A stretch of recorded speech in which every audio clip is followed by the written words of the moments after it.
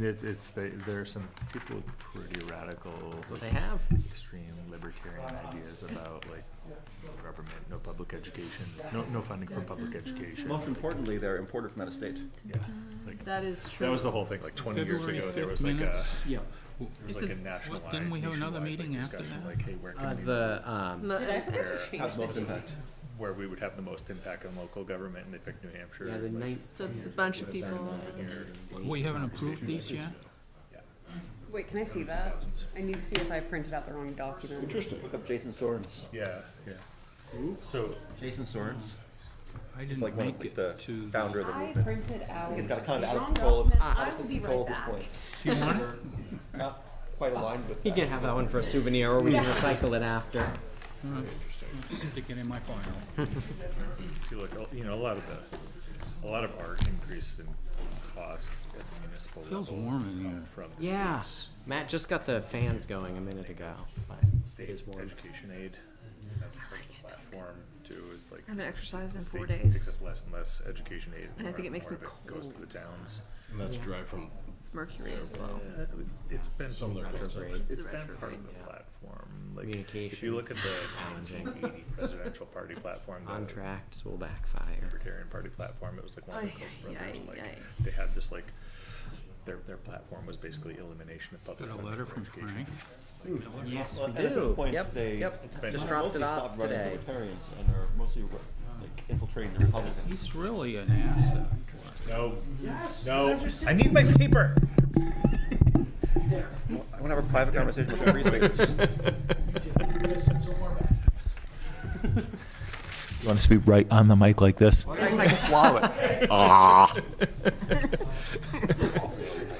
Oh, you guys get a foam cap. Look what we're stuck with over here. They're all the foamies are starting to wear out. What was that? Is that from It is. I don't know. I didn't hear it. It probably was. I've heard the term, but never looked into it. Further review, I just No. forgot to change that. Just do a search. Technically, Webster Terrace goes all the way through. Oh, interesting. Even on the other side. Well, you take a look. It looks like it visually, for sure. There's a reason gap. why so there's no specific to building say there. melon. That makes sense. It would be interesting to think about. They've been effective at Frank, is affecting he here? our No. state It'd be government, probably but, tough like, to make this argument think today, that, but it like, would be Well, neat is to this- have the is this roads from go the through again. natives? But I think a sidewalk, a staircase, the federal- pedestrian would Yeah. be better. It is interesting that some they of their have big Yeah. Because there used to be specifically one. about melon. There used to be one on Very Instead of like this side, the cucurbits. uphill side, right? The is more staircase accurate. next to the inn. Well, it is 6:30, and I'll call tonight's meeting to order. Now. I think I saw that. I was going to use that tonight. We'll start with the roll call members. Matt Yett and myself present. Susan Wood is excused tonight. John Christ. Present. Phil Lemerew. Present. Michael Bouchard. Present. Molly McCann. Here. Neil MacGyver. present. And Bradford Puffer is also excused tonight. Excellent. We'll start off with a review of the minutes from February 19th's meeting.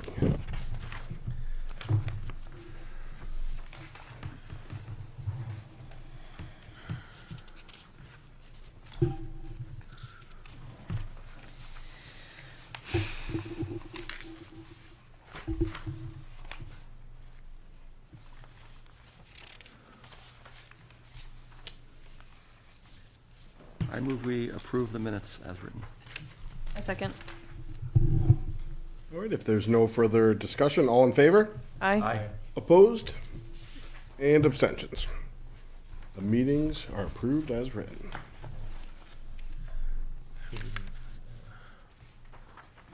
We also have the minutes from Right. March 2nd. March 2nd's community meeting. Let's review those as well for approval.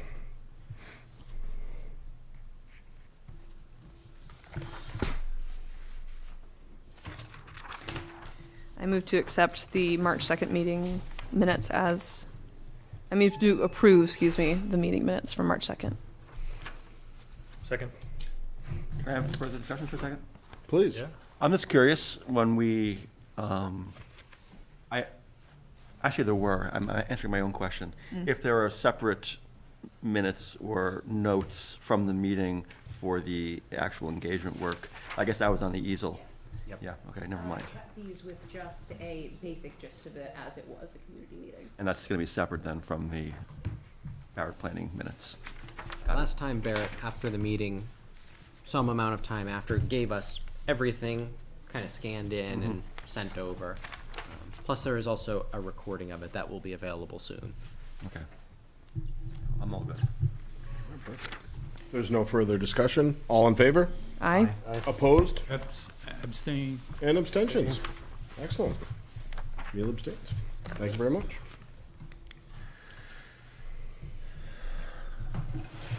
Are there any public comments from anyone either here in the audience tonight or with us online that is not related to what is on the agenda tonight?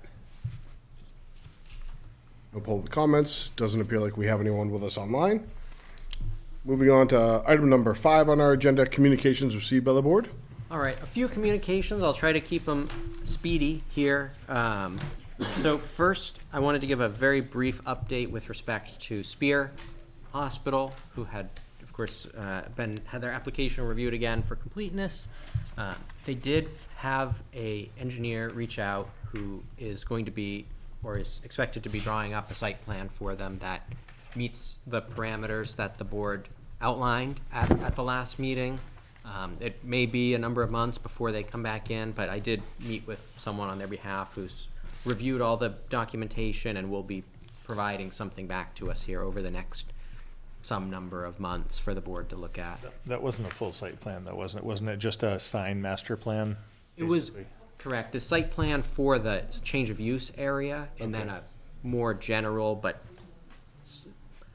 a master sign plan component that showed the placement of the signs on the whole site, and then a more detailed site plan showing just like the change of use around the building and the parking and everything. So kind of, I think you'll get from again, this is very conceptual. They're going to work with Spear to develop what they're actually going to submit, but sounds like you'll get probably a full site with just sort of like general placements of signs and things, and then more like a blown up part that just shows the change of use, the parking, dumpster, lighting, all those things. But they did have someone come in to help them put together a plan.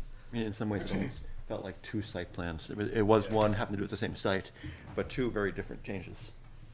And then just to keep the board apprised, with regards to the Home to Suites hotel development that's taking place out at Riverside Landing Phase 2, they did execute the construction, inspection, escrow, and development agreement. So from the planning perspective, they've met all of their conditions to go forward.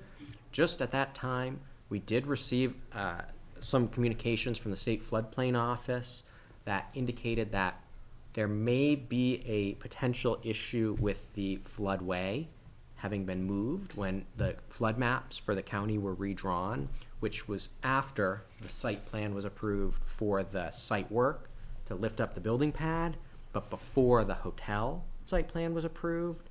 Though I will say, the state DES authorized an alteration of terrain permit for both the original site plan, the filling and the creating of the pad, and the alteration of terrain permit for the hotel separately. So that was after. We've had an engineering review as well.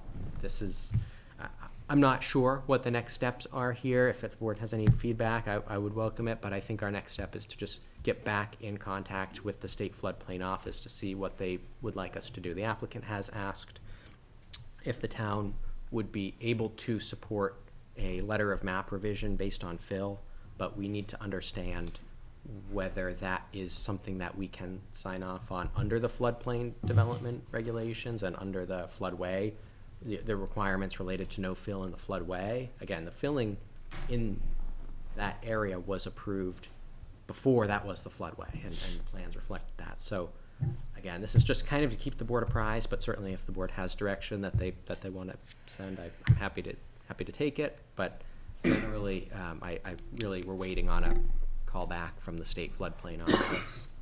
Are those floodplain maps the ones derived from FEMA? Correct. Yep. Those are early 24. Flood They rate updated them. maps. Yep. Yep. That's right. They were around, I think, February February of 2024. And the original site plan for the building pad was 22. And then there was The hotel was a little bit after But the I mean, hotel they've plan. followed our timelines for, start of construction within our permit Correct. periods, which basically exempts them from subsequent changes to permit requirements, right? Once a permit is issued, they can start under the approved permit. So, I mean, I'll be curious to see what the state says at that point. Yeah, I'll definitely keep the board apprised of that once we get that call back. Again, that they've reached out to us to just request more information and indicated they would be following up, and we're just waiting on that I follow-up. was gonna say, were any of the state permits issued? Did they have timelines that weren't met, like the alteration of terrain or anything like that? My understanding is that the alteration of terrain, the original, is still valid for the site work to create the pads, and the alteration of terrain for the hotel itself is also approved and still in place, so Mhm. I don't believe so. Okay. Okay, thank you, great update. Yeah, I have a quick update from Lakes Region Planning Commission. The Transportation Advisory Committee met yesterday, and they did ask that we share out the Lakes Region master plan is being rewritten. And so the Lakes Region Planning Commission is going to be putting out over the next month or so a series of surveys related to different areas. The first one released is related to transportation, and that'll be going out in the town newsletter. It's going to be on the Lakes Region Planning Commission website as well, and we can continue to try to put that out, but certainly encourage everybody to take that survey or at least share it with anyone who might be interested. And then also, we are hearing some very initial, even though the 10-year plan has not been signed into law, the one that we were just sort of going through, where the town came out, advocated to get Smith Bridge Road back on the plan, and the governor and council supported adding that back onto their proposed plan. So that has not yet been signed into law, but I think it sounds like it will be. But the state DOT is already starting to push out some communications about the next 10-year plan, the 2029 through 2038 cycle, and the communications that they have been putting to regional planning commissions are basically, at this point, again, it's very early, the preceding 10-year plan hasn't even been signed into law, but they're saying essentially that they will not be supporting, generally, the DOT will not be supporting adding any new projects to the next 10-year plan, and they won't be supporting necessarily adding funding for projects or construction funding that were cut from the previous 10-year plan. And also, they're asking regional planning commissions to go back through their existing approved projects again to basically re-rank those. So potentially even looking at, sounds like further prioritization, even of those that are already in the plan. So Plymouth's project was restored to the plan this year by the governor and council at full funding, but it sounds like we'll have to keep on top of that even in the next round, because it sounds like even projects that are already on there aren't necessarily seen as guaranteed in the next cycle. So just to keep everybody apprised of Ask a that. question? Yeah, please. So I remember there was discussion about two ways of better funding transportation. One that would affect highways more, and one that would affect local transportation more. And it seemed like both of those were going to be dead in the water from the executive council. It looks like one of them that's today was just actually moved forward, which is the toll hike for out-of-state tolls, Well, it was. which I think is only for highway funding. And since that was reversed, I'm wondering if they're still considering, and if anybody knows, we probably can't read their minds, I guess, the other revenue source, which was a small increase in the gas tax to cover some of the more local infrastructural needs. What DOT represented to us at the TAC meeting is that they did not believe there was a very high likelihood of either of those efforts being successful. They felt that the governor would not support the bill for, obviously they're assuming, they don't know this, but what they shared with us is that they didn't believe she would sign the toll bill, okay. and also that the gas tax was not supported. So it's again, this is just relaying what Bill at DOT said, but he did speak to both of those areas and said DOT's not expecting either of those to happen. And then I have One other communication, I know it's a long list tonight. We do have a letter in your packet from Frank Miller, who has written up a communication that he has asked to be provided to the board. It's a new communication, but basically, he has asked if the board would consider re-examining the boundaries of the village commercial zone. The last page of that letter, where you have the pink and the yellow zones, is really the gist of his request, or summarizes it. That's what he's asking for, the extension of the village commercial zone to the area along the riverfront. Right now, there's an area which has the courthouse, the amphitheater, the highway garage, and the water and sewer district treatment plant, which is zoned agricultural. Frank's letter asks the board to rezone that area to village commercial. That's the proposal. So I just will give that to the board. It's up to you folks what you want to do with it, but I wanted to pass along his letter.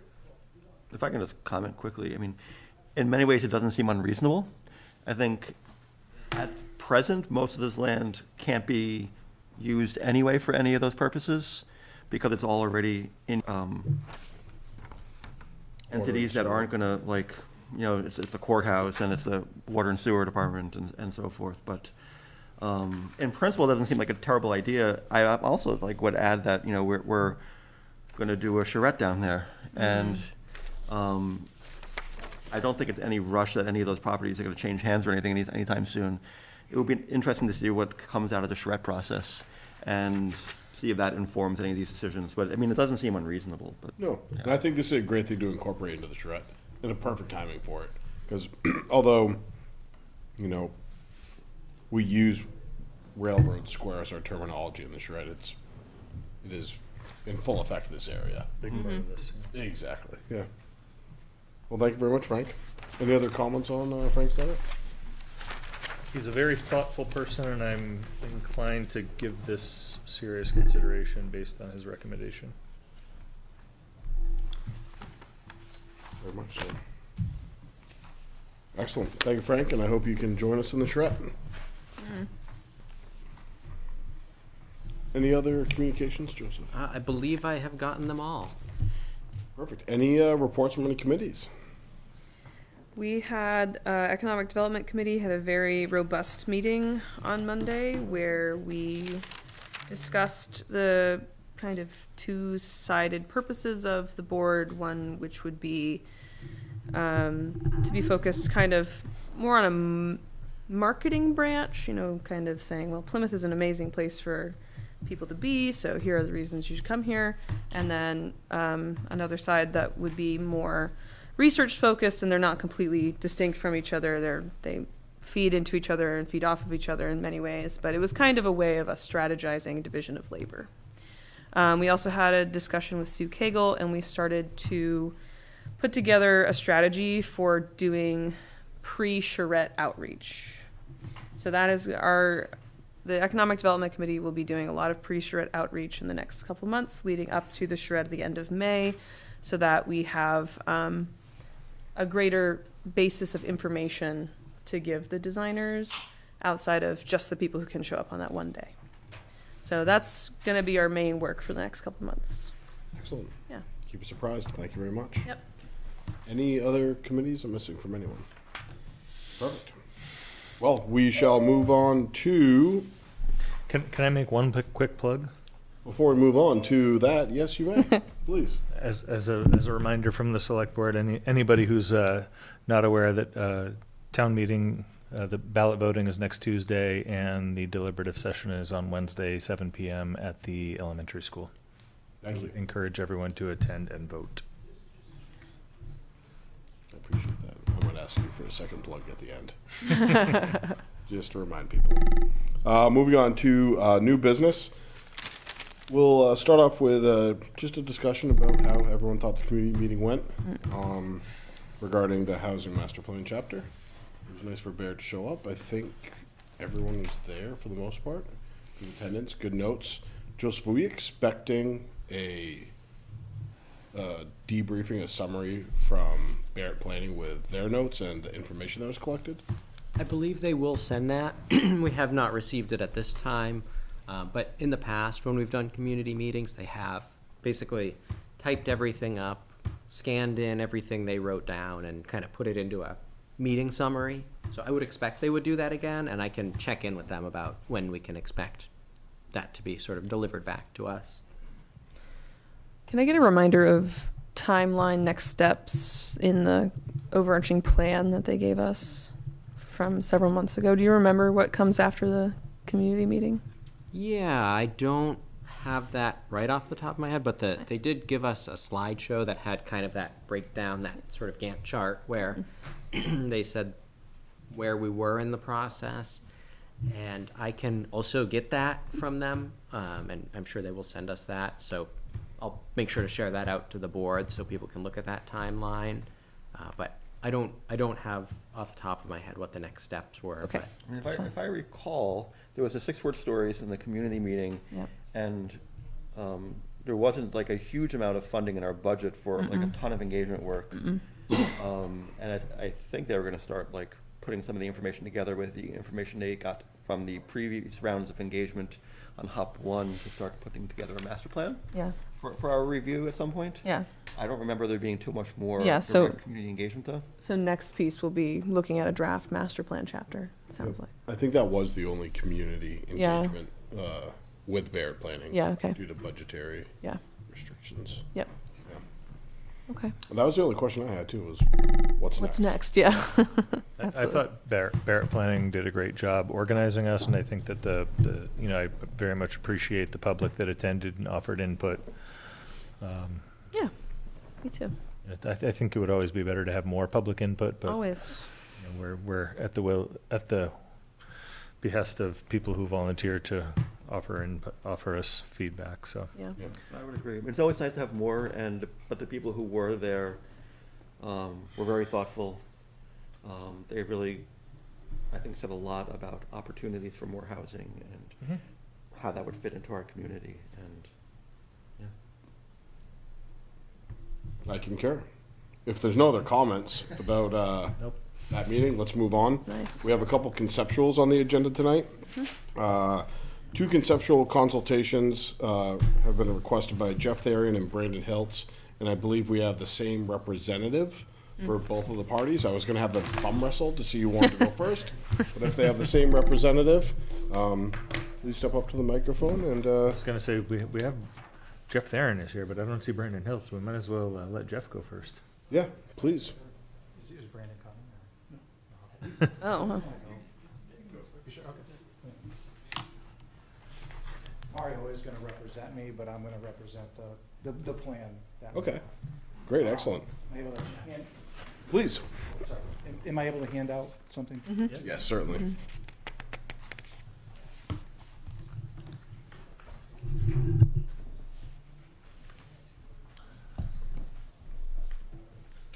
Thank you. Thank you. Thanks. Thank you. The hat, Jeff. Thank you. Again. Perfect.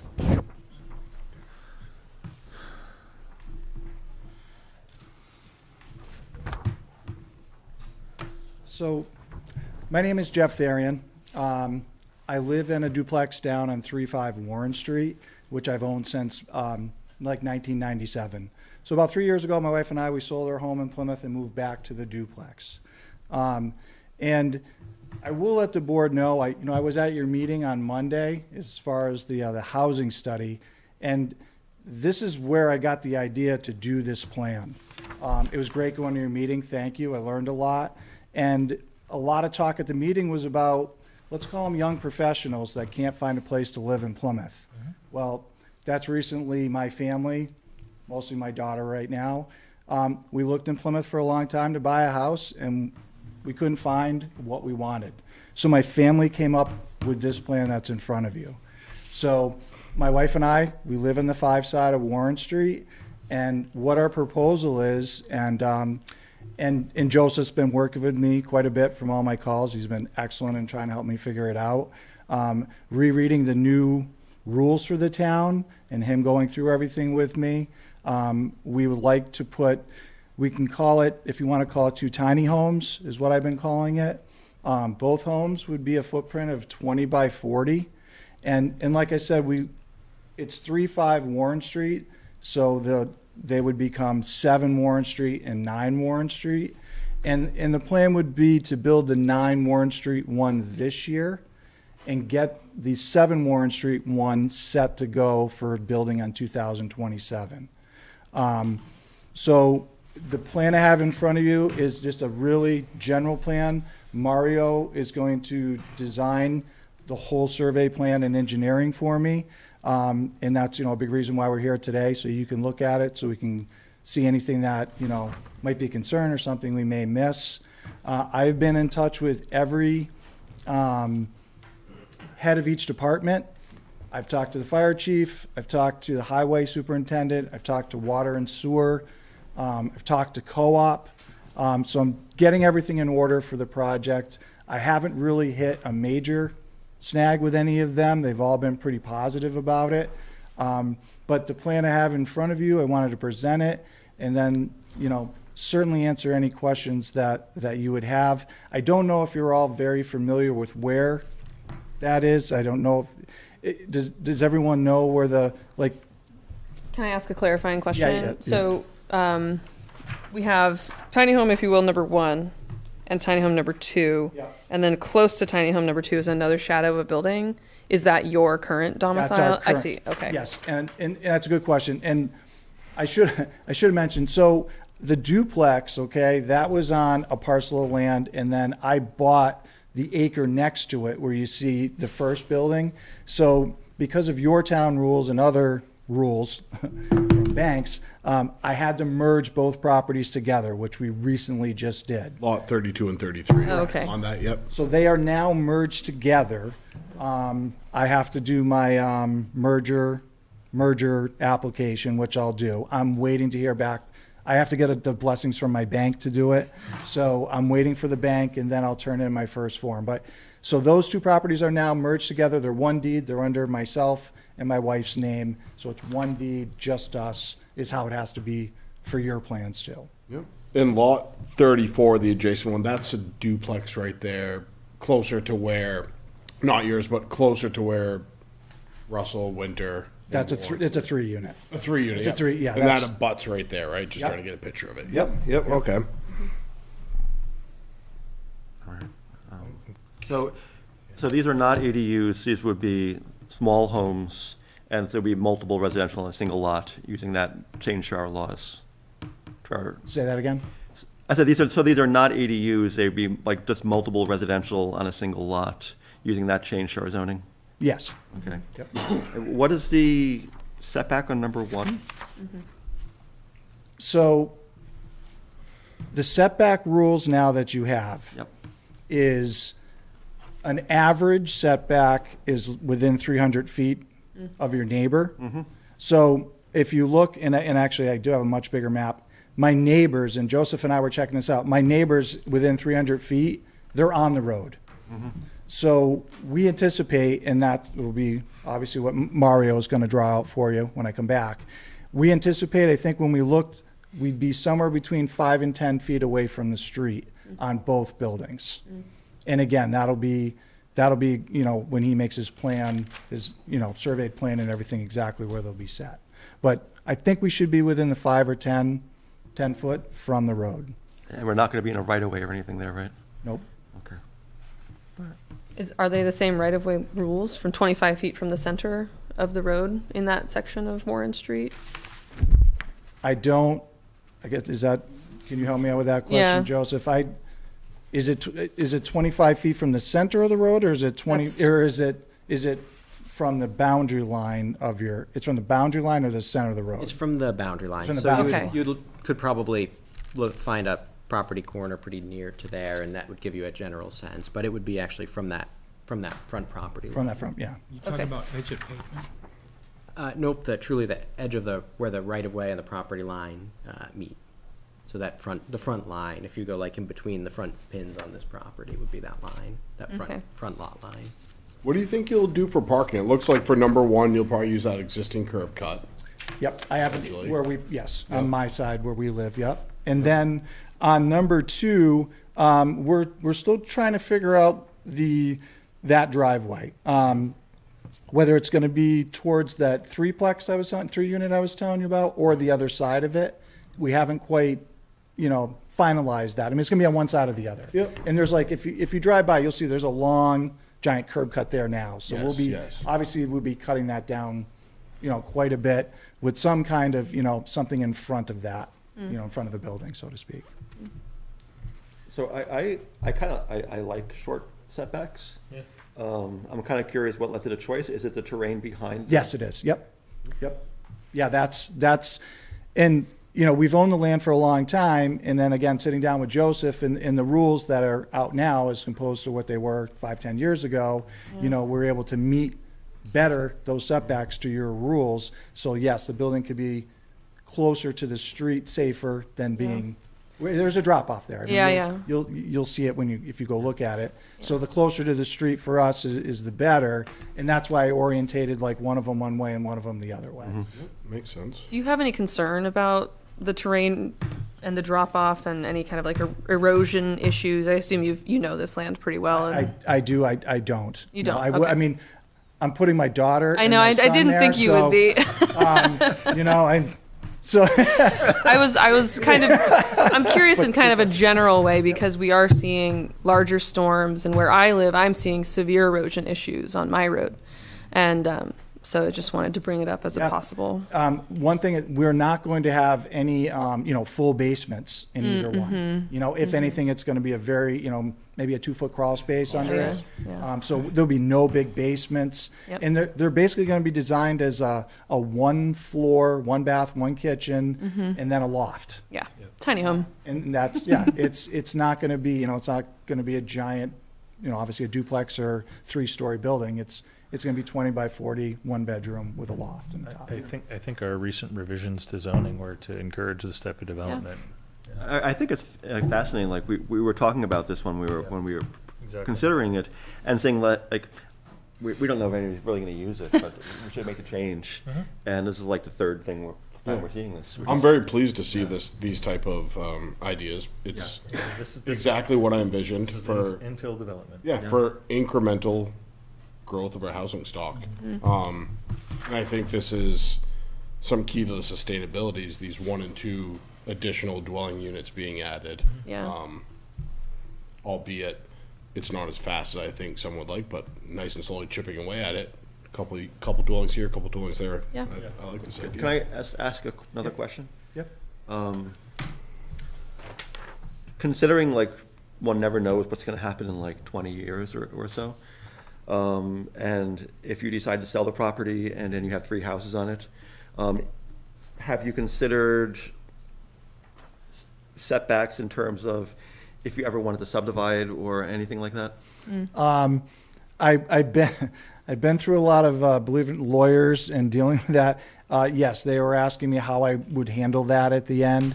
I mean, today I will tell you that the ultimate goal for my wife and I is for our kids. So I don't have a plan to sell them. I don't have a plan to sell each of them off individually, and divide that up. That's just not in my plan.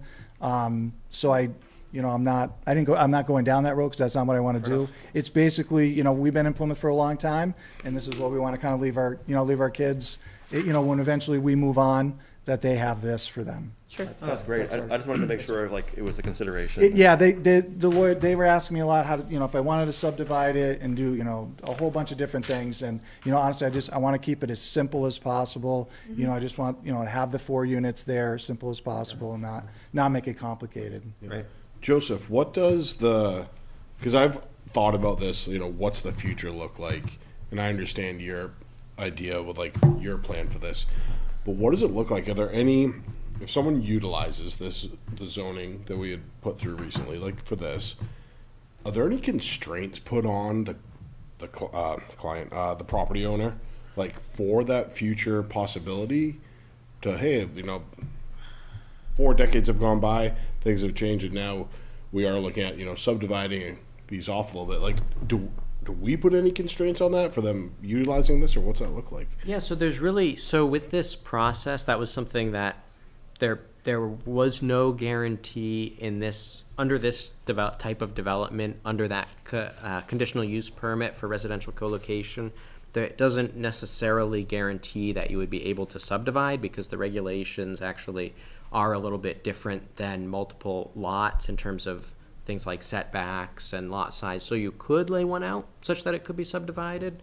but there's not necessarily a guarantee. Now, someone could potentially do a condominium conversion at some point. I mean, that adds some complexity. That It's complicated. Yeah. those aren't easy, but Yep. that could be, there are some options, but I would say, the only thing that's necessarily guaranteed under that approval is that you can place those multiple buildings on a lot. And then in the future, if someone wanted to subdivide, but the buildings were too close or lot size was an issue, it may not be possible, or a variance might need to be asked for and considered by the zoning board. Or, you could try to find a way to kind of gerrymander a lot line to subdivide it, but that's gonna be kind of case-by-case basis and not necessarily something that, not every residential co-location will be subdividable. So theoretically speaking, and not that this conceptual has to do that, but I'm gonna use this as an example.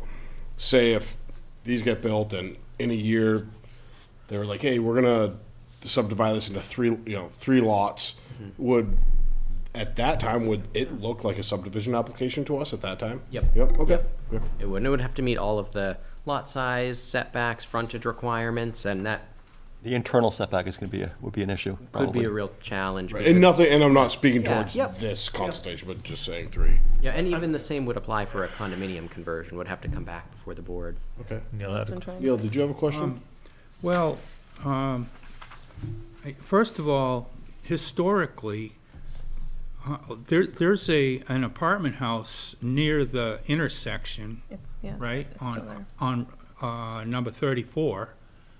Shadow of it. Correct. And there's a large apartment house on 32. Is that yours? I think it's number 35. Your address in On triplex. 3 and 5, Warren, that's a duplex. Duplex. Yeah, okay. Oh, the triplex. is the other. Originally, there were two large rooming houses on 32 and maybe 33. Are you looking at this right here, Neil?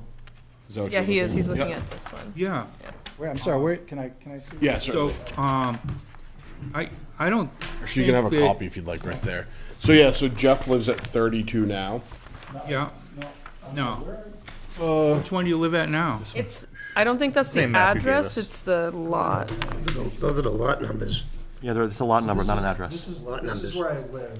You- That's 3-5. That was Warren. where Dr. Young's office Dr. was? Young's office was here. Oh, That's oh, okay, Roots- yeah. That's Roots now. Okay, that was a large apartment building, This has been a duplex since a long time. a long time. Yeah. Yep. And then there were two other very large, I think they were either apartment or rooming houses. Not here. Yeah, at one time. A while ago, then. Oh, it's been a long time. It's been a long time. Well, if you dug around, you might find some foundation. Yeah, there's no foundations. No? in here, no. Well, it's These- been- This has all been green space and everything, but there's definitely no Th- foundations. in There here. were two large apartment houses in there at one time, and there was a laundry over here. And this whole neighborhood was called Shamrock Acres. Yep. That's true. That's history to me, I've never, when I first took over the building, there was a barn back here that we Well, took out when the- Dr. Young did, Interesting. and that's really the extent. There was a Down- sawmill down in here. Yeah, there was. And at one time, there was a house down at the bottom of the hill. This can be the new Down in Shamrock here. Acres development. Yeah. So what's But interesting? I don't, my point is, I don't think you're out of character for the neighborhood. You know, you're, My only question agree. is, I would agree. If you're thinking down the road that you might try to convey these separately down the road, it would probably be easier to maintain the existing lot lines and not merge them. I have to merge. To do the co-location, he has to merge it. I have to do it to get the square footage from the town, plus the bank and everything else. Yeah, okay. Co-op needs to see them merged together with a deed, so I can figure them out. They've been my toughest hurdle so far. Everyone else has been very good, but co-op's been my hurdle. And co-op, what I, Are you trying to have the same service for the two buildings? very simple. I have 2 meters on my existing building. Yeah. I just wanted to add a 4-meter pack to my existing building. I don't want any poles. I don't want any wires. I'm gonna go underground and hit each one. Makes sense. And now I have to have a field work meeting with them and pay a fee, and they have to come out, and now my electrician thinks that they can't do it that way. Oh. So now I'm gonna be adamant, like, I don't want a pole in my yard. I don't want wires in my yard. And I think it makes more sense just to use the existing drop and then put everything underground. You'll never see it. They're still separately metered. Simple.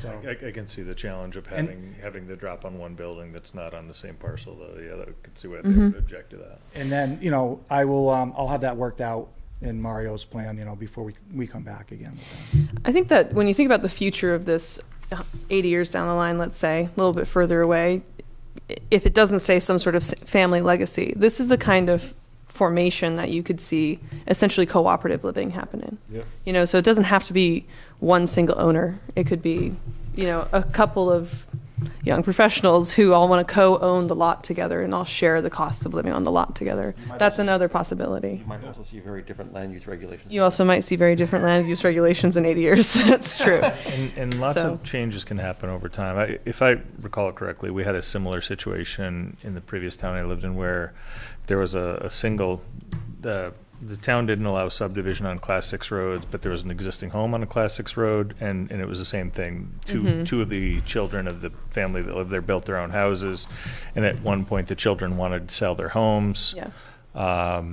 The town had denied a subdivision based on the fact that they were on a Class 6 road. And I think when they went to court, the courts basically decided that the town had, by giving them individual building permits where you couldn't have co-location of houses, they had basically given them the basis to have a subdivision, and then they allowed them to subdivide. So, I mean, in this situation, it might be different because you can have co-location of homes, Yeah. but it's not to say it won't change down the road either. Actually, I have one more question. I was just going to say, like, this looks great, like, I wish you all the best, but, so are you gonna have two separate, I see an existing curb cut, are you gonna have a separate curb cut? And is that okay on a single residential lot? So on we'll call it on the 3 side, on the duplex, there'll be the parking lots the driveway's already there. Yeah. On the 5 side where I am, that'll be the parking lot for the 5 side, and then the 7 Warren Street building. And then on the 9 Warren Street building, there'll be that one curb cut on that end for that building. So there'll be 3 curb cuts. That'll be on in the end, there'll be 3 curb cuts, and there's 3 there now. Okay. But the one in the 9 Warren will be reduced by, a ton, Significant, yeah. because the building will be on the way. And I guess that's okay? Smaller There's no curb cuts, issue with that? John. Because they're existing. No, I just want to make sure that this doesn't run into any issues. So yeah, it's important because the residential co-location does have a set of criteria, and one of those does relate to only one curb cut. So it would Existing, so. it would have to that would be ultimately the board would have to look at that and say make a determination on this, since really no new curb cuts are being created at all. So that would be we haven't run into this yet with one of these, so it would kind of be a new. So it'll be our discretion. We'd have to look at the To language. waive but- that perhaps, or? Well, maybe making Actually, a note that they're It's in our existing. zoning, so we can't. It's in really the zoning, so the waive it, board will But have it's a to, pre-existing condition. the board will have to review that particular criterion and make sure that the board is comfortable with the interpretation and saying that criterion is met. So that is one of the criteria, and it is in zoning. Yeah. So the board, just depending on, and I apologize, I don't have it right in front of me, but that will be one of the criteria, and the board will have to see how to interpret that as applied here. I do remember that, that's why I was asking, Yeah, yeah. Yeah, so maybe be careful about that particular detail. Yeah, aren't we voting in March about changing the parking in the spaces? That has to do with number of parking spaces required by a developer. So we cannot require anyone to have more than 1 per unit. That's separate than curb. That's a separate thing. then. Separate Okay, from yep. curb. But one of those curb cuts is huge that you have right now. Correct. Yeah, Yeah, like it's huge curb cut. It's gonna go down to whatever size you need for a driveway to get into Or to the, safely, safely in and out with the 9 to the 9 Warren Street. I mean, my gut said that sounds reasonable as long as it's legal. Yeah, that's Um, the only concern. I just have a point. You're sitting on a high floodplain terrace, and you've got a very steep, very steep slope and in proximity to where you're going to build, and you're going to increase your impervious area with these buildings, so it's going to increase the runoff, and you probably should have some kind of plan for controlling runoff to prevent erosion on those slopes. Coming from the street or just coming from the land No, itself? from or- behind, not the street. Well, you're gonna get flow from the street too, because that's all impervious. Just putting a roof on it makes it an impervious Well- surface, which accelerates runoff Yeah. and Oh, can yeah. create Yep. more erosion. They are very small. But if you have a plan to capture that peak runoff when you have an event, it's gonna slow down the amount of volume that you get going over that slope. Okay. So I don't know how erodible those soils are. They have trees in them right now, thankfully. Well, that's a good thing. Okay. Trees are the best. They are. I like this, though. Yeah, Was it Joe? it's a great idea. I don't, yeah, I can't find any objections to it. I like this idea. I look forward to seeing an application. Does the board have any other anything else that, we missed? I mean, Mario's here now. Anything else we missed? Anything else you want to see in the plan that, that we make sure it's there when we come back? Well, you might want to have the tax assessor, that's waterfront property.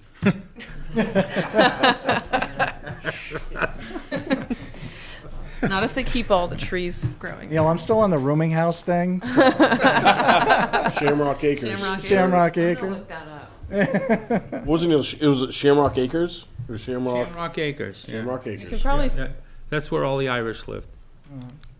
Now you know. All the Therians are going to live there hopefully soon. Perfect. Yeah, is there Excellent. anything else on the plan that you think you'd want to see mapped out, just to make sure? Just make sure I we can't have- think of anything in general, and I think working with Joseph, like you have been, Yeah, discussion moving forward is a He's been is a great. great way. And the water and sewer department, they've been awesome. Awesome. Been really awesome with me. So we got Good. that all, Good. mapped out. I met with Jason and Gary, and that's all mapped out, and Mario knows the plan for that. And It's going to be pretty easy to tie in, you think? yeah, it will be, because when the town, or when Bernice came in and dug up Warren Street, took the whole street out, they called me over to the house, and the sewer line to my existing duplex was screwed up. So I ended up digging the whole thing out, and we put a 6-inch line there.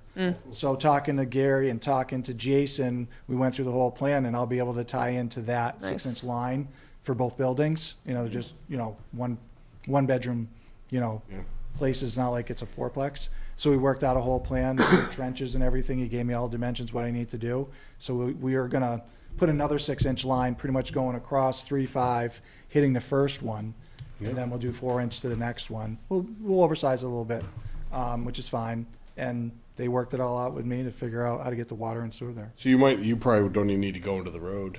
No, So you just carry it right down to They got a your stub. existing. I talked to Scott Whedon about that, and I said, you guys just did the road, you did the curb cut, you now have storm drains in there that are working. Like, yeah. I don't want to disturb any of that. And Yeah. you didn't feel like that. And Jason was the same way. He was like, I touched the road when we can just tie into the line that I had. And that way it's all on me. I do the digging, and my plumber sets everything, and I don't have to touch your road or wreck your road at all that you just did. So, can, Yeah, that's great. so you said something about the existing curb cut, you're going to make some sort of, you're going to shorten that curb cut, right? In some way? the It's only really long right now, right? the only thing we wouldn't touch the existing curb cut. Okay. In front of the 9 Warren Street one, we were trying to figure out what to do in front of that as like a berm, so to speak. Yeah, okay. To kind of, protect the building, Yeah. something that looks nice. That's why we kept the buildings the way we did, because we want a lot of green space between them for yards and stuff. But in front of the 9 Warren one, like parallel to the street, Yeah. we want to, we want to put something there nice and, some kind of landscape, and we haven't figured out. If you can include something on the plan to that effect, I think it would be really interesting and probably helpful. Okay. The town will help with that. There'll be snowbanks a good part of the year. Yeah. Excellent. You Any find other the comment? name Anthony Chase in the deed? No. Well, he was the original owner of this property. He had a sawmill down back, and if you did some research on Anthony Chase, you might find out more about the history of the property. I'll have to check the Historical Society. Or go over to the Grafton County Registry of Deeds and just dig through the records, see what you find. Excellent. Thank you very Thanks so much, Jeff. Thank you. Appreciate it. Thank you. Thank you. Town historian, Neil. Zoning changes we made. I didn't even Take start advantage up. of, and people thinking That's why about we it. did it. Excellent. Next up, there's another conceptual consultation from Brandon Hiltz.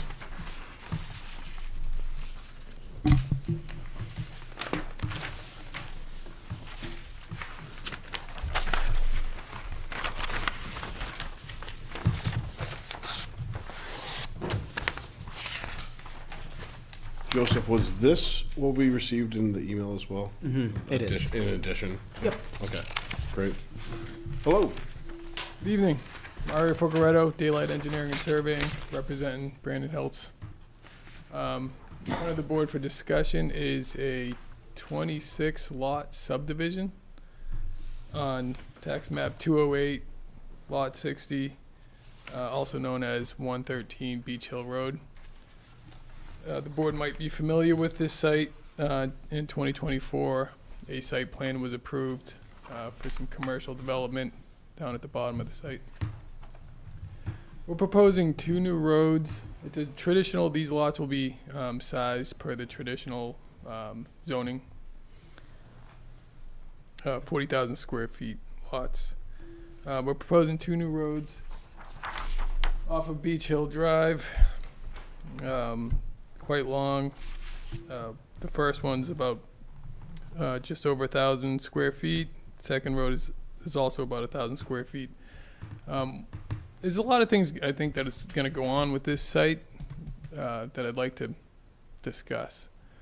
It's not just a subdivision with some roadway.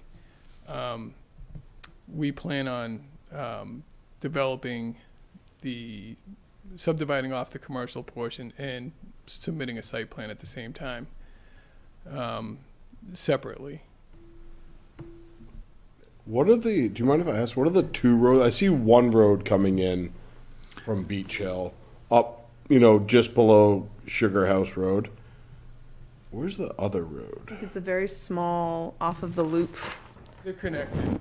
Oh, okay, all right.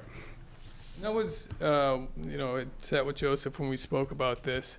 Oh, I see it now. Road 1, Road 2. Thank you. Yeah, so there's a Here loop it is there. down here. And the question is, what does the board determine as a dead end?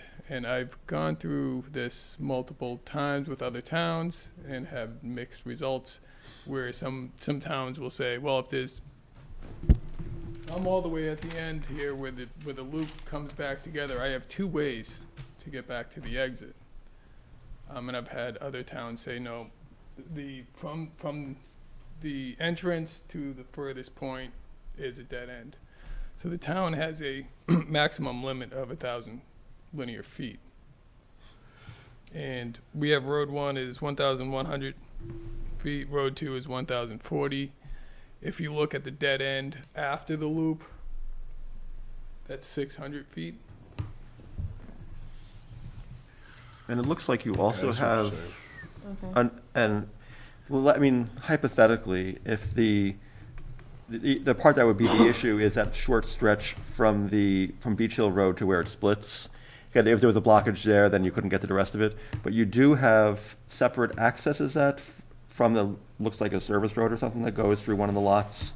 Yeah, that's kind of Plan B. That's your existing road.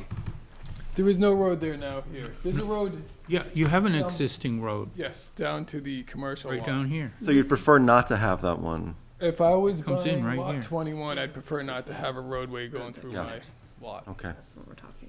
It's additional roadway to build. It's going to be additional roadway to maintain and plow. We do anticipate dedicating the street to the town, so it'll be built per spec, town specs.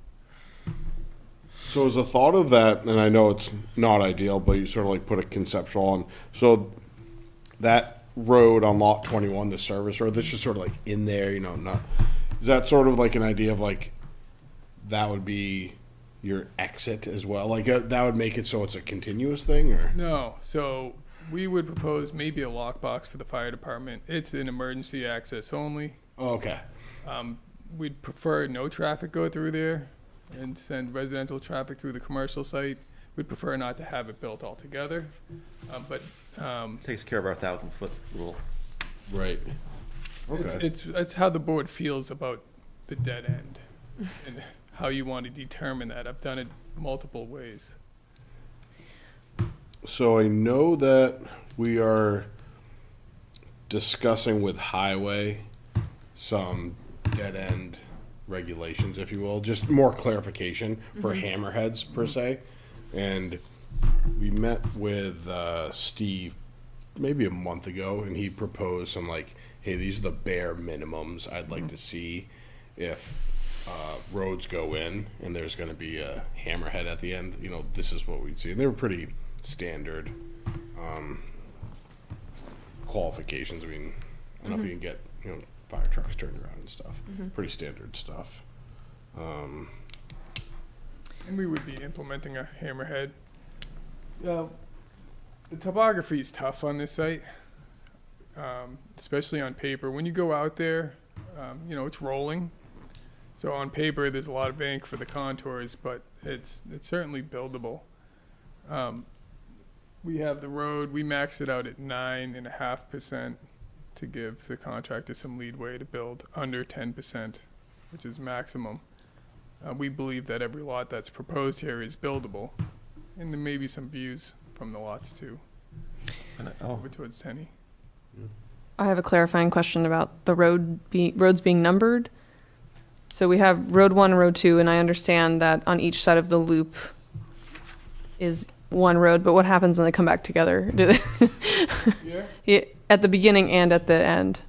Is it just Road 1 is the top portion, and then Road 2 is the bottom loop? We have an intersection, and then Road 2 would continue. The naming convention would have to clear that with This the would be fire 2, department. and this would be 1, Oh. I believe. 9/11. I think Okay. there's a 'Cause very this is an intersection. similar, So Road 1. similarly constructed road in town already for anyone who's concerned about this, but at the west end of Pleasant Street, Ash Hill and Cross Country are configured almost exactly the same way. Where? Sorry. Cross At the country. west end of Pleasant Street, Ash Hill and Cross Country Lane form there's a loop with a tail off the end, and the tail is maybe This. 300 feet instead of 600 feet, Pleasant but Street it is extension. almost exactly, yeah, it's the west end of Pleasant Street. Well, the 3 versus 600 feet might be a real issue in terms of the 1,000-foot rule, and how we interpret that, which is like it's true. Right, but I mean, my point is that the Ash Hill Cross Country already sets the precedent that like that's either one of those roads from Pleasant Street to the end of Ash Hill would be over 1,000 feet. I need to take a look at this. I can't visualize it. I know what you're talking about now, but Yeah. it took me a second. And it's a nice neighborhood. Like I think I think the intent of the 1,000-foot road is that you don't want 1,000 feet that straight on that with no other curves. It's or actually loops or a life Oh, safety yeah, issue. yeah. I can Right. repeat that. So in case there's a blockage, yeah. It's not too far to get there somehow. Yeah. Right. And there's redundancies for exits. Yeah. Yeah. Yeah. So we do have to talk more about the road issue, but actually a couple of things. I'm just kind of curious as to the overall plan, though. Before we get too deep into some of the other details, are you following the Fairgrounds Road. 40,000 square feet because you want to, or because it's our current regulations? Or I ask that because there's other options, and there might be even more options in a month. And I'm curious if that's your goal, or if that's a limitation you're following currently.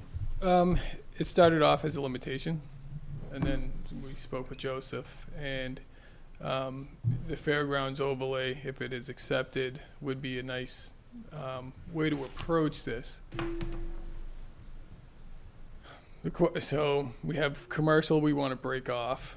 Once you adopt that fairgrounds overlay, it's my understanding that that property will have that overlay, that zoning indefinitely, because it won't meet any other zoning at that point, unless the underlying zone changes as well. So then it is, could we make a couple of lots smaller and say, hey, this one parcel meets the fairgrounds overlay? And then does that get messy? Would the board say, well, then it's starting to look like a checkerboard. We'd rather see the whole subdivision take this zone. I mean, if they're separate lots, I think technically each individual lot can choose to opt into the overlay or not. Yeah. I'm not sure but that's the yes, spirit yeah. of it or not, but I think technically you can, like, Right. if they're separate lots subdivided. Yeah. I mean, it would be interesting to consider if the overlay does pass, how many lots could you yield out of this subdivision? It's 60? 60. And then you could potentially consider layering in also the open space residential district as well. 60 lots with that. I didn't count the bonuses that we would get for the open space and some amenities, but we did a quick schematic of that, and it's a lot. You can get a lot of units in here. Yeah, It's more road construction, but you get more units. out it of would be too, interesting. Linear feet per lot is better, so. right? Yeah. In this case, though, the constructability for that becomes difficult.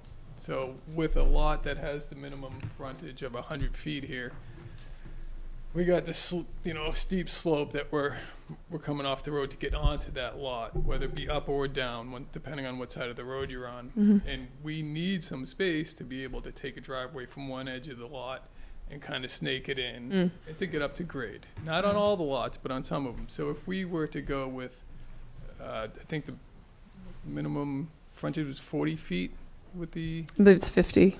50. Do you know that off the top of your head? With the OSRD, Oh, with the think it does OSRD. go down to 40. Okay. Yep. So at 40 feet, what we're end up doing is we're pretty much taking the roadway corridor, and now we're grading essentially back to the back of the buildable areas, and we're gonna have to cut that whole way so you can get off the road to the lot. So it turns into quite a bit of work, and So you think it's more work than it's worth at that point, or? I'm just kind of curious. yeah, no, we kicked it around. Okay. The roadway wouldn't change much. We had roughly the same kind of layout.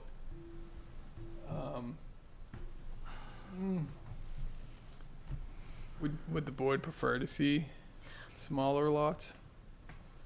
I think it would be really interesting to have something to compare to, even just another conceptual, for us to imagine the other possibilities that could be there.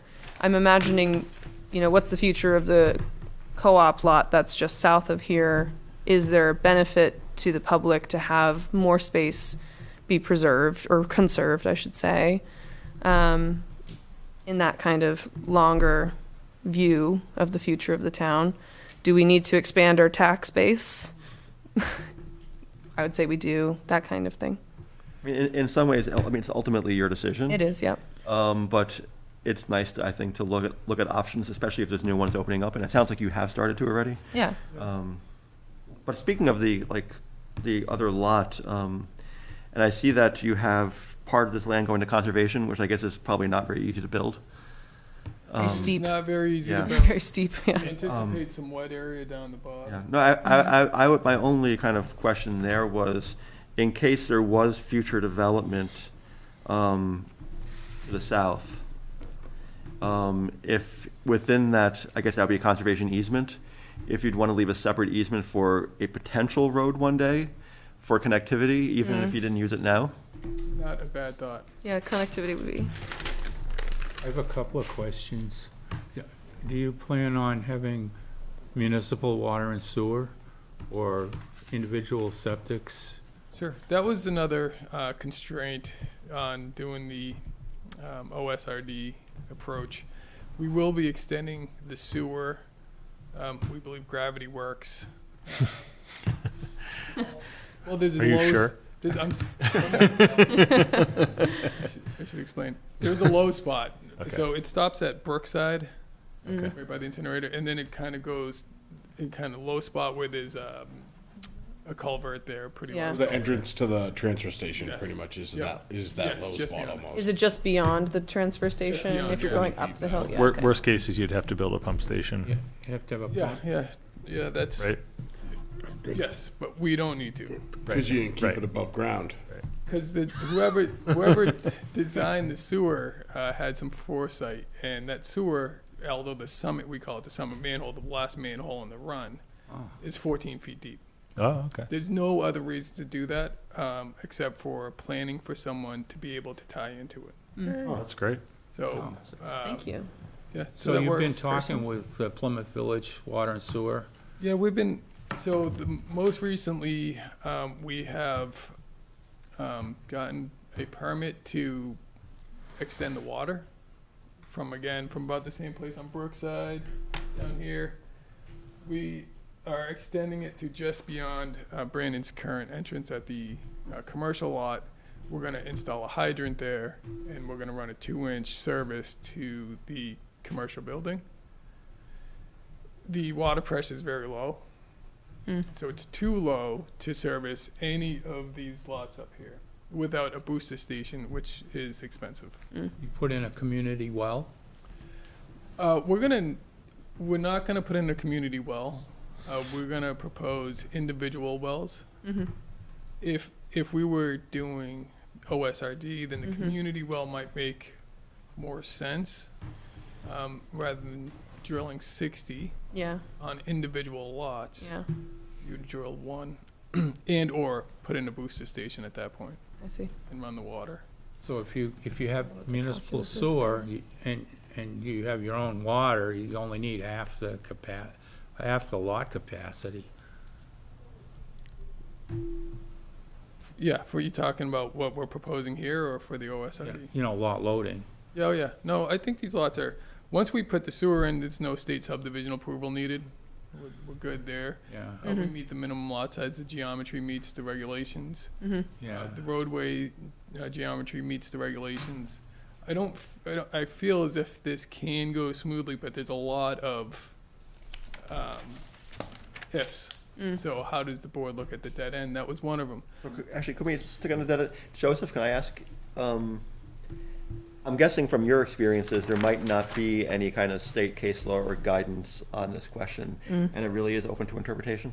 Yeah, so you can kind of look around Plymouth and see when we adopted that 1,000-foot maximum, because you can see many subdivisions with roads much longer than 1,000 feet, and then you can see a point at which all of a sudden all of the subdivisions have 1,000 feet exactly. And it really is kind of remarkable if you look around on the tax map how visible that difference is. So in the past, generally my understanding has been that in Plymouth in particular, I don't believe there is any sort of state level guidance. This is really a town subdivision regulation interpretation issue. Generally, it has been in Plymouth, my understanding, from the point at which the road leaves, the other road, 1,000 feet from that, to the furthest point where there's no other way Yeah. to get out. But And that interpretation says this is more than 1,000 feet. that one would. And if you say that that you are only counting the part beyond the end of the loop lane, then it would be, like you said, 600. But if you're not counting that, it's what, probably 1,600 or 1,700? Yeah, what is Road 1 plus the tail and this, from About leaving Beach Hill to the end of the tail?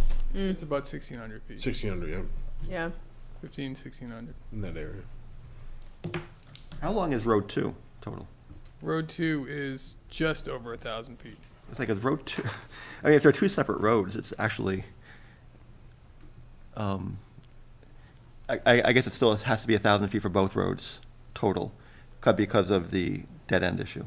Right, well, if the board is saying dead end is from the last point at which there's no other access, which Yeah. in this case Is Road 1 considered other access because it's a separate road?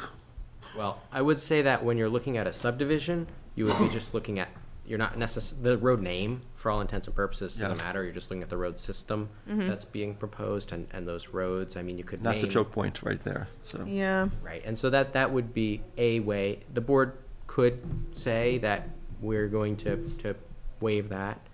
The board does have some flexibility, but generally, you can generally see that in the past, the board has held somewhat firm to that 1,000 foot. So that's in our subdivision regulations and not in our zoning. Correct, So it is waivable. correct.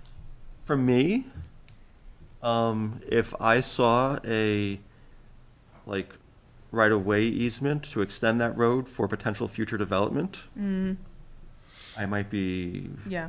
more inclined to say, like, you're kind of in the spirit of this. And- Yes. I mean, not even to say build it out, just to kind of leave a, like, Thinking out the back, so we can get it to fairgrounds if. Yeah. Developed.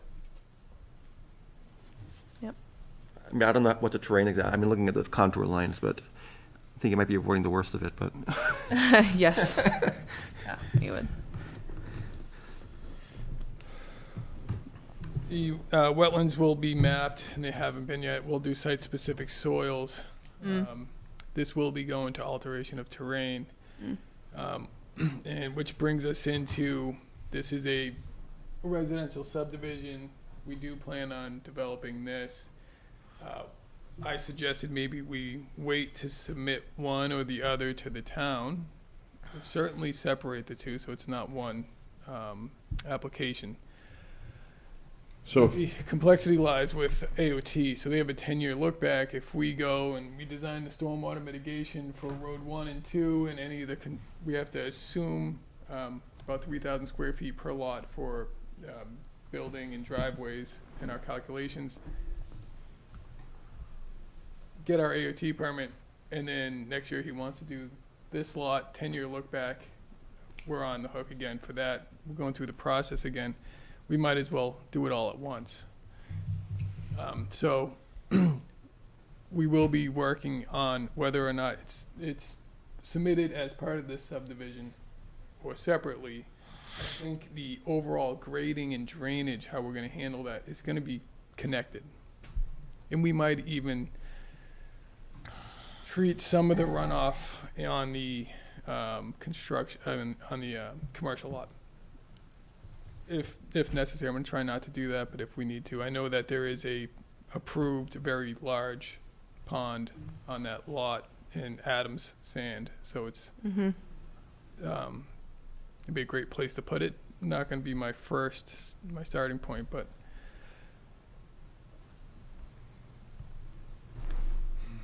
So, that's although, and if memory serves me correct, I'll just refer to it as the commercial lot. It was on like the northwesterly corner in that area, right? Where Yeah. like those sands are like really conducive to like this. filtering and draining. Yeah, pretty much with it, if you looked at the plan, the driveway that kind of comes into the commercial lot, everything to the north of that, about to the bottom of the toe of the slope, that's all sandy soils. Yeah. I think we'll be proposing to cut that down a bit too. So, and this is mostly about the subdivision plan, but the site plan, so then we got this dilemma where we have an approved site plan. I get the notice of decision here. We have a proposed contours from that's being developed now. So on my plan, would they be existing or would they be proposed? They're not quite yet built. So I think what I'm going to do is show them as existing because this is how they were approved. This is what they should be built on. Any changes we make now should be based on what was approved existing. Yep. So I think that's how I'm going to approach that. I mean, unless something changes, and then we can always ask for an as-built or something, I suppose, but that would make sense, I think. I think so. Does the board see any issues arising with the development of the commercial lot? I think we haven't finalized that, but I think there's going to be 3 more buildings of the same sort that he's got now. It'll be commercial. I guess one thing I would note, is I remember there being some pushback from residential property owners. And if we're proposing our own kind of residential properties that close, that might be a greater assurance of lack of nuisance to residential properties. And I can only hope that their fears have been somewhat subdued, because he's not over there making a racket and annoying them, and Yep. he hasn't had any complaints from them. Can I ask a question, Joseph? I think the answer is no, but we have a medium-sized residential subdivision right next to the town line. That's not a regional impact, is it? I'm forgetting the criteria off the top of my head. Probably is. Probably is? A regional Yeah, it would impact. be. Not that that has a dramatic impact, but it does slightly increase the time that the board has, and it Okay. requires the board to make that formal determination at the first meeting of whether it's a Yeah. regional impact, and proximity to municipal boundaries is one of the Can you criteria. remind me of the criteria? I'm forgetting what they, Yeah, I can pull them up there in the regulations. it's kind of, here. I guess, doesn't really matter too much tonight, but Yeah, no, it's, I think the applicant can take it upon themselves and treat it as a development of regional impact, just if they want to avoid us having to decide. They can just notify the town as a development of regional impact when they notify abutters, and it eliminates us having to deny or delay acceptance to notify I think that's a good the abutting suggestion. town.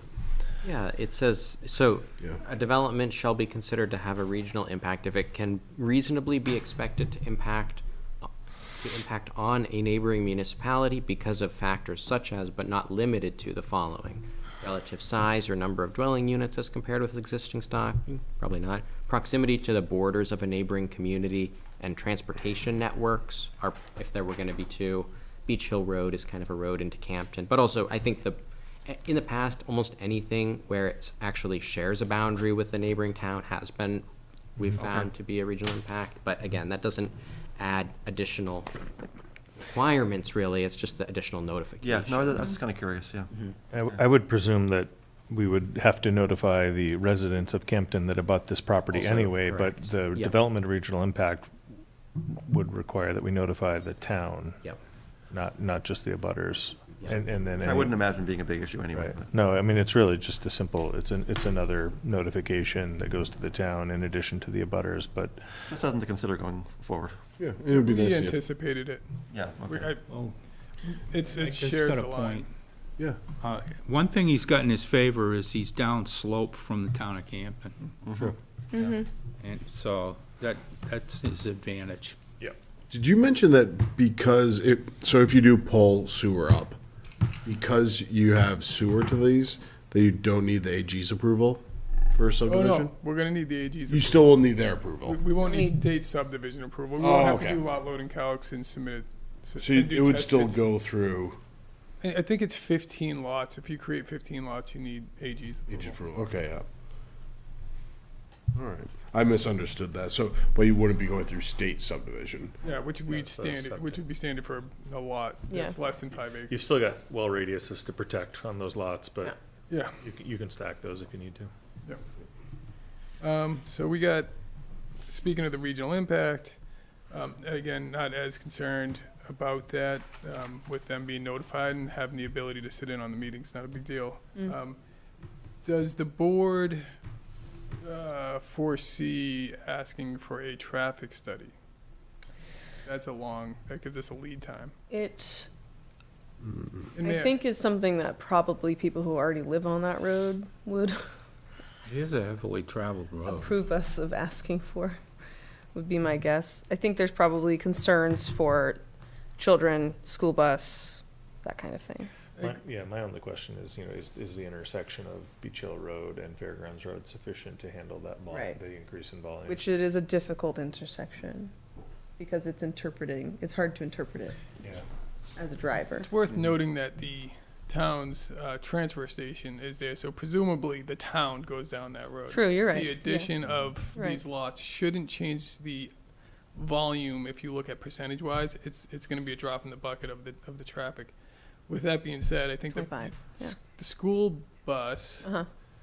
is a good point, and we were and for mail, we were gonna put a kiosk at the bottom. Mm. And we were thinking even putting a little hut so the kids can wait down there, because right now the school bus does not go up that road, I believe. Yeah, that's correct. Joseph and I were talking about this, how to approach that, and maybe design our entrance in a way that it's friendly for the school bus to actually come down Beach Hill and turn around out of our driveway. I was gonna say, if you've got a loop there, it might be easier for them to turn into the development, make a loop around and then come back out, but I don't Yeah. know what the grades are gonna be like. Yeah. If you think it's steep, maybe they won't do that too. It is gonna be. You were saying they're gonna be approaching 10% grades at portions. Yeah, 9. yeah. We're just, That might not be the best for a school bus in the snow. no, but we may be able to open up the apron a little bit, make sure we got clear line of sight. There's an existing home here in a barn. It's kind of in disrepair. So Brandon's going to go in and renovate it. One of his thoughts was, can we create multifamily housing in that building? That would be nice to preserve that building. Can I ask a question? It's Yes. pretty clear that lots 1, 2, and 3 would have frontage on Beach Hill Road. Presumably lot 5 has that road already accesses Beach Hill Road. Would lot 4 access the subdivision road or Beach Hill Road? Beach Hill. Okay, thank you. So all 5 of those lots that front on Beach Hill would have curb cuts onto Beach Hill. Yes. I'm thinking about the traffic still. I'm thinking between Hampton and all that's going on up there, including a lot of development,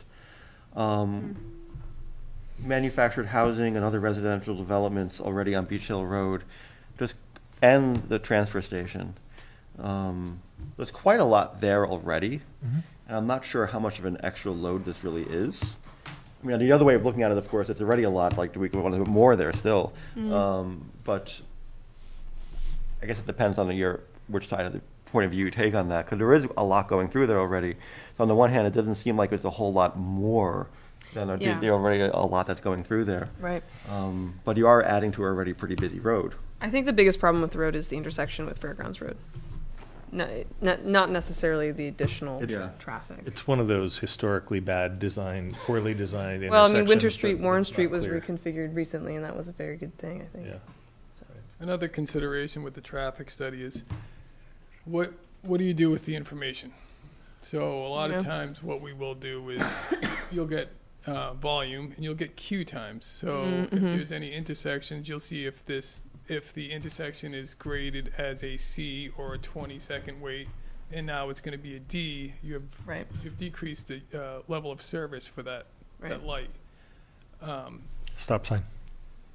Get the stop sign. It's a stop sign. Speed, so are we going at 45 miles per hour with a high volume? Is this going to require a left turn lane?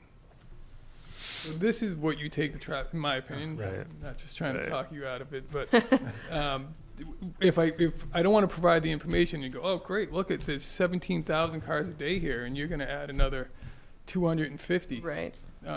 Awesome, and that just cost a client a bunch of money and 6 months in lead time before we could even get started. Gotcha. I mean, personally, I don't see this being a huge extra load, and the fact that there's a bad intersection there, I'm not sure you're adding enough. I'm not a traffic engineer to warrant any kind of off-site impact or anything on you for like our bad intersection there. Yeah.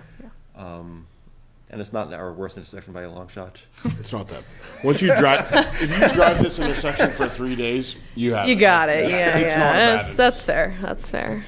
I think in about your plan, you pedestrians. should consider a signage plan, and, something appropriate for, the fact that you have traffic incoming, and you're gonna have a school bus stop, and maybe the speed limit ought to be cut down a little bit. People do go pretty fast through there.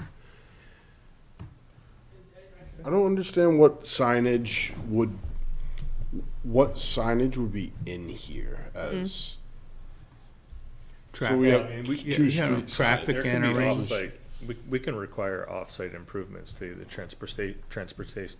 Like a slow children sign. Oh, okay. That It's kind just of not- thing? Okay. Not within the development, but like along Beach Hill. Got it. Yeah. I thought you meant within the development. That's what I was. No, I'm talking about Beach Hill Road. Yeah, Beach Hill Road itself. Okay, yeah, I see what you're saying. Yep. That kind of thing, I can see how the traffic study isn't necessarily right now. I think, if we are thinking about school children, bus stops, and I mean, I can see a slow children sign being very helpful for that kind of context. And it's interesting because the bus companies don't go down a lot of road. Like they don't go down Yeton Road. The children on Yeton Road walk. A mile. Yeah, and stand on the corner of, Main them there, Turnpike. Yeah. Yeah, so it's interesting where They could walk down, I suppose, to Fairgrounds Road. And I suppose it's not going to be a planning board decision in the end. It's not going to be a planning board decision in the end. You're right. Good point. Even if we did a traffic study, I think the worst case scenario is we would need a yield sign for there are two traffic pathways from Fairgrounds onto Beach Hill, whether you're coming from the east or the west. And the only difficulty in that intersection is that one of those should have a yield. It should either be on the island for the eastbound traffic turning north, or Yeah. in the turn lane for the westbound traffic heading Yeah. north. Yeah. Like, that's the only, otherwise, it's just not clear who has the right of way if two cars Correct. head up Beach Hill at the same time. It should be teed up. Yeah. It's not teed up. No, That's it the shouldn't thing. be. It's one of those where there's a standard Sleeping left turn lane from the west, but from the east, there's like a ramp. But the east is where most of the traffic's gonna come from and to, presuming most of the traffic's headed to 93. I really doubt Main there's gonna Street. be much of an increase in traffic on Fairground roads to the west of Beach Hill as a result of this, but it's possible. And it is worth On weekends, people might head to Longview to get to the farm. And it is worth noting this entire conversation is predicated on this plan. Right. And we did talk about more density, potentially, but maybe not. And I'm not sure that would really change the conversation necessarily too much, but we are looking at this plan currently and how many units are here. I think this is our, I think the client is comfortable with what we're proposing here. Okay. I think just to repeat, that easement for connectivity on the end of the road would be a great improvement. Yeah. So one other consideration, just to muddle it up a little bit more. let's hear it. Okay, so the roads are going to be built for town specs eventually to be dedicated.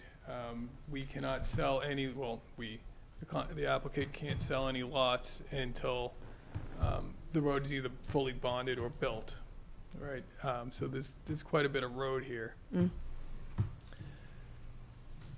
Lots 1 through 5 are frontage lots. Right now, they can be cut off. We would like to have that as part of this subdivision. I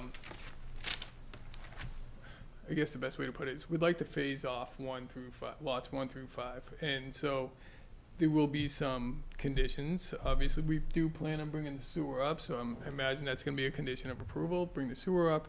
We will include the crossing of the brook here as part of phase 1, so obviously that'll be likely a condition. But once those are done, we'd like to be able to market those. There's no other real work to be done for those. And They already have access. They already have access. And to hold these up due to the construction here is it's something that we'd like to, if we can move, I don't know, in phases, essentially. Yeah. Phase it off so we can bring in a Mylar for lots 1 through 5, have it be signed when we meet those conditions, and then work towards building the roadway.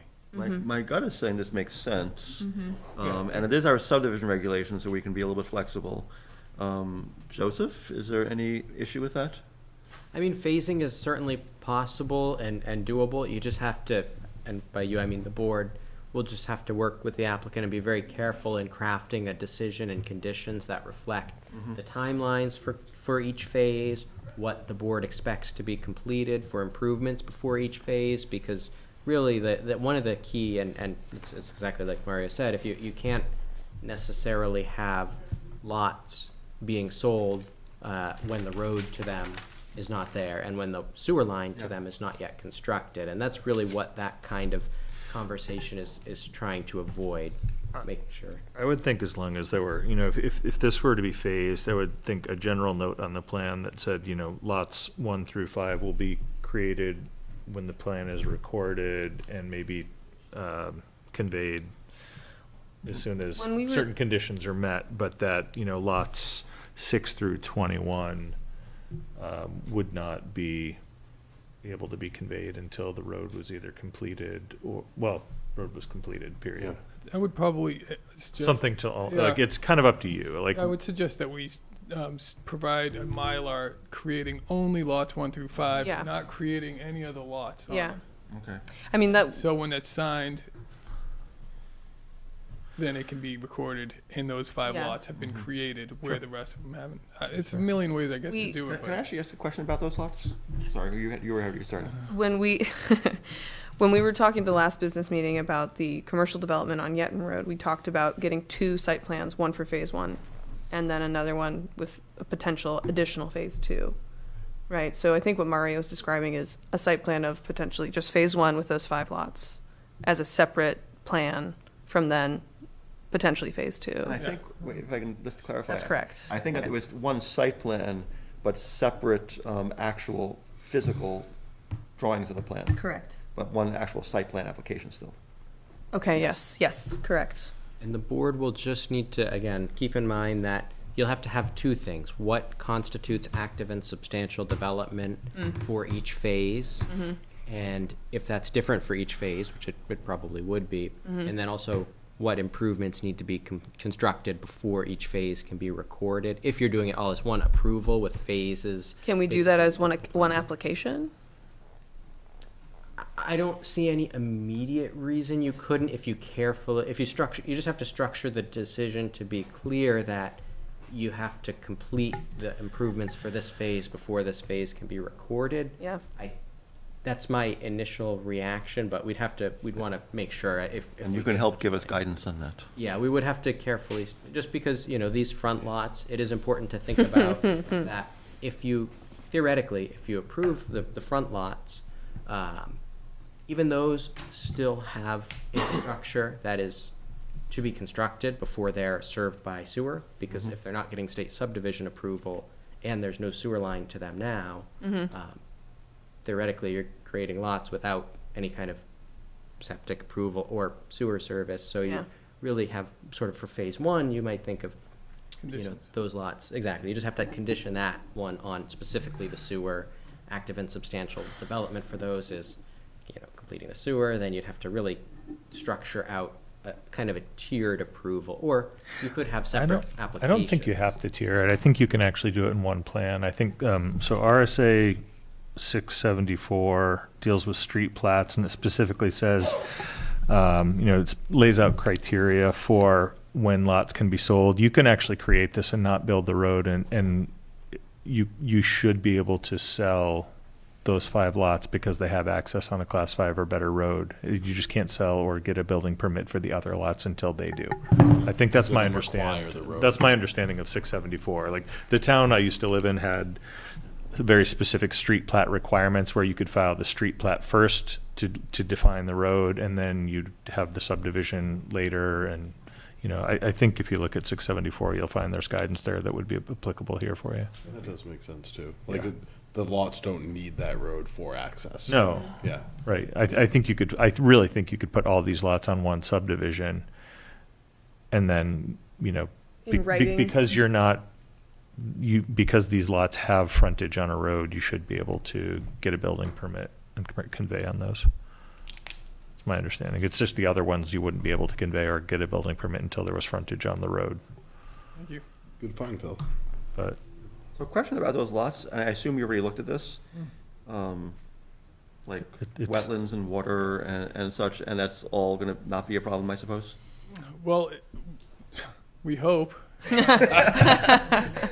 Likely, Right. it never goes easy, so we will have Cindy Balsius out there to map the wetlands. And I'm sure I'll be pulling my hair out later, but we're gonna respect them, try to stay out of them. If you need to, you have to prove some kind of avoidance and minimization if we need to dredge and fill. From the desktop study that I've done, I think we're gonna be okay. There's gonna be small pockets here and there, but I don't think I'm putting the roadway through any. We have a brook that comes in here. It's a very defined steep channel. We plan on bridging that. Instead of putting all that water through a pipe, we're just going to stay out of the embankment, stay out of the jurisdictional area, is our plan. But we'll see how that turns out when we get the mapping. So we'll see. We'll see what the wetlands look like. My only recommendation is make sure that, if you're planning on putting in sewer, make sure that Plymouth Village Water and Sewer is willing to accept them if the town is asked to accept the road. Absolutely. Or keep them out of the right of way so that the town can take the road without taking the sewer line. If water and sewer doesn't want to take the sewer lines, that was a big issue in another recent subdivision where there were water and sewer lines that were not built to Plymouth Village Water and Sewer specs, and They weren't documented. And they weren't documented, right? But I mean, if you're gonna have water, it's less of an issue. But this was, there was pumped sewer, and Plymouth Village Water and Sewer didn't want to deal with it. So. Do you mean if they're going to have wells, it's not as much of an issue? Sorry. Yeah. Yeah. Okay. Just Yeah. making sure. Yeah. If there's no water line Yeah. to deal with, but the sewer line is still going to be, if you're asking Plymouth Village Water and Sewer to take responsibility for the sewer lines once they're built, that should be clear as well. I'm not sure they're obligated to, but if you're asking the town to take the road, it's hard for the town to take the road if they don't own the sewer lines underneath too, Right. or if there's no agreement to maintain those. And they'll do their own third-party review of Right. that, and we'll need state approval on that too for the sewer extension. Yeah. I mean, But that's it. yeah. We plan on, this was stop number one. For feasibility check, we're gonna go and, go to the fire department. We're proposing a 30,000 gallon cistern. Is the location good? I hope so. Is 30,000 gallons enough? I hope so, but that's not for me to determine. And then I'm probably gonna start designing the sewer to get it to a good point, and then I'm gonna go to water and sewer department and have them look at it. Try to get, beat it up as much as we can before we get here, is the plan. Are you planning to do overhead electric utilities or underground? I To- think he be said determined. underground. I had asked him. Yeah. I think he said underground. It's nice if you can. That was really nice. If he's a site contractor and has the ability, it's a nice amenity in a subdivision and in a rural state where trees and snow can take out secondaries. It's nice to have everything underground. It is. Roadway monumentation. Is there a requirement for monumenting every geometric point on a roadway? Most towns do. So we'll have it at point of curvature and point of tangency. Most towns for a right-of-way want granite bounds. We anticipate putting in some granite bounds to monument the right-of-way. My question to you is, if you look at the road, well, it doesn't look curvy, there's curves in it. That is a lot of monumentation, to the point where if the board said, no, you need to monument every point of curvature, I am gonna straighten it out. Because we're talking about granite cut that's 6 by 12 And, and submerged a foot. Yeah. Yeah. 36 inches. Yeah. Are the curves to keep it on a flat contour? No, the curves was a request from Brandon Hiltz saying he doesn't like the look of a straight road with houses. Can we get it some curve and give it some character? So Got it. A design choice, It's an a aesthetic design- choice. Well, and not only aesthetic, it's good for safety as well. It slows people down. yeah. That's fine. And potentially get you around some wetland spots. Yeah. you'll find out. Right in. But so what I was proposing here is monumenting essentially the beginning and end and midpoint of each of these roads on both sides. What that would do is allow for a survey to retrace the right of way, recreate it. There's enough monumentation there, but it's not overwhelming because we also have to monument each property corner. So now we have, it's a lot. What requirement I is would that the think that monumenting? I would think that with this amount of frontage, like the monuments on the property corners would Do a lot of be justice. sufficient to document the roadway. I mean, This yeah, is- there are gonna be curves in between, but This is very new to me. So is this in our subdivision? Yeah, so the Okay. subdivision regulations, one of the road standards is boundary monuments shall be set on the right-of-way lines of streets at the beginning and end of the project, beginning and end of curves, angle points, and on tangents, with a maximum distance see. between Okay. monuments of 1,000 feet. That's what So- Mario said, And yeah. it's in our subdivision, so we have some leeway in how we interpret that to be reasonable while still maintaining the spirit of it. Now, let me ask you this. When you go, no, let's say you're going into a place, right, and there's no documentation, you're going to survey it. You're looking for these monuments as starter points or points of reference, right? Evidence, yeah. So as a professional in your field, like, does it get to the point where you're like, yeah, there's way too many, like, I don't need all these monuments, like, but you do need some for the future? Yeah, sometimes, and this is my opinion, sometimes less is more. We're measuring from monument to monument, and we might get, wow, these 3 lots work out well, but as soon as I go across the street, if I bring that in, I'm getting a distance that's thrown off. Now I'm like questioning, are my lots good or are these lots good? Let me go a little further. Oh man, now these lots don't jive with the lots here that don't jive with the lots there. Sometimes less is more, but that only happens usually in older subdivisions. A new subdivision like this, the monuments will get set simultaneously, and they will all jive. And you said you have to monument every driveway. Sorry, Neil. Every lot. Every lot, corner. I see. So Okay. there are a lot of rebars to go in, and I would propose stone bounds, and I kind of laid them out what I anticipate would be Yep. here, midpoint, Yep. at this intersection, midpoint of this road, and at the end point. Yep. And that should be enough for any surveyor in the future, along with all the monuments for the With lots. the lots. These should be solid. I worked on a project up on Ellsworth Hill in West Campton, and one of the lots didn't exist. Oh. Nice. Nice. Guy bought the lot and it wasn't there. Oh, boy. It just didn't close. Are the little squares along the road the granite monuments you're sort of proposing that you're Yeah, thinking would be sufficient? Kind of what I wanted to give you guys an idea what I was thinking. Will you educate me a little bit? What does a monument look like? I thought I understood, but those little squares are now telling me I don't. Are we Yeah. talking like a granite post or a granite It's a granite length? post that is buried. Yes. So you only see a little square, 4x4, sometimes 6x6, either flush on the ground or raised up a little bit. Okay. Might have some metal in it. Sometimes you'll have metal if you're lucky, because you can find it with Magnetic. Okay, I find this is what used to be done with just a rock, and you put a piece of rebar in the rock. I got it. Thank you.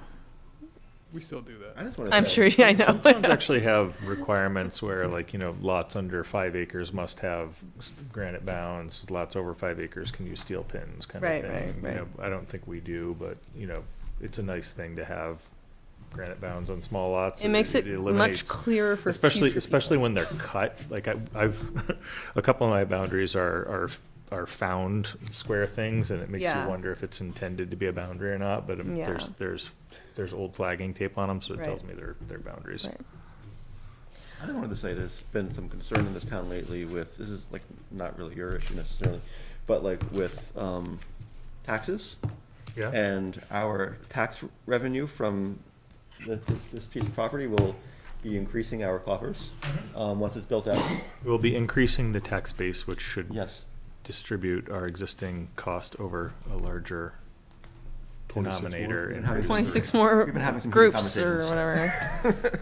Yeah. Yeah, this is a good thing. I mean, it is possible that this could increase, you know, a development like this might bring in might bring in students, and, you know, our school costs may go up, but, you know, the fixed costs for the building won't. You know, schools have some flexibility, and there might be some additional need for police and fire service. So, like, you know, A police chief. you know, all of the services that the town provides can go up with the development. You know, Probably not it's as not much as- guaranteed. yeah. Right. I mean, you know, there's if they're asking the town to take over the road, so it's more road for the highway crew to plow and sand.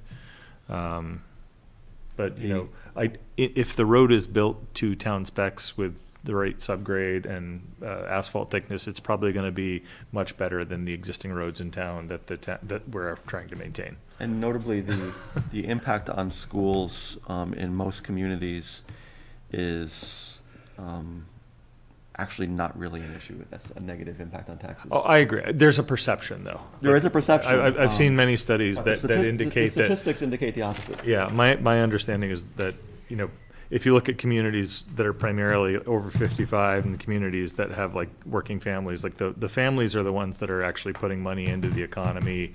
You know, they're eating at restaurants, they're buying clothes. Like, you know, the fiscal impact of over 55 communities is actually less of a benefit to communities than young families, which is interesting. Mm-hmm. But, you know, yeah, They also they're require more costs. emergency services. True. Yeah, right. And that's part of it too. Like, you Well, anyway, know, we- more ambulance I calls. don't want to go that too kind of far Yeah, down this thank you. tangent, but No. I just wanted to say this is It's all part of the big picture of development, though, and impacts. Right. How is the line of sight? So, pulling out onto Beach Hill, I know there's a pretty decent blind bend up by the town line, and there's an existing house there, right? So there was a car pulling in and out. But is it a decent line of sight up? You know, if you're pulling out and say you're going to go right or left, is there a decent line of sight up past Sugar House Run up to the bend? I believe there's sufficient line of sight, and that's a very good comment. I think it might be worth adding a line of sight profile with the plan set, Thank you. stopping sight distance. Yeah, I just can't picture it. I'm like, sort of can, but I'm like, I know there's a corner up there that sort of I think, isn't Beach Where Hill Lower Beach 35 Hill miles Road an comes hour? in. Sorry. think so. Yeah, I'm just trying to remember what the speed limit is coming down Beach Hill. 30, 25, 30. It's not fast, but people Well, go fast. There's the speed limit, and then what the road is actually like built as that really determines speed limit far more than the signs usually. depends on. Comment? Oh, well, I was thinking about the commercial proposal. He's going to use the original access for that with a little bridge that's there. And you said he's thinking about 3 buildings in addition to the one he has. And I think it's a really good idea to have a place where we could have some commercial development. Are they thinking of like service type I don't know. facilities? I don't want to guess too much. I think it's going to be similar to what he's doing now, but I don't know. I don't know what he's planning. I know that he has it all figured out in his head, and we're going to have a meeting, and he's going to kind of scribble it down, and I'll have to interpret that. But Yeah. That would also I'm not trigger sure a special about- exception, It's in Only the for ag changing zone, exhibit. right? only for change of use. He's in the ag zone. So there are some limits on what you can do.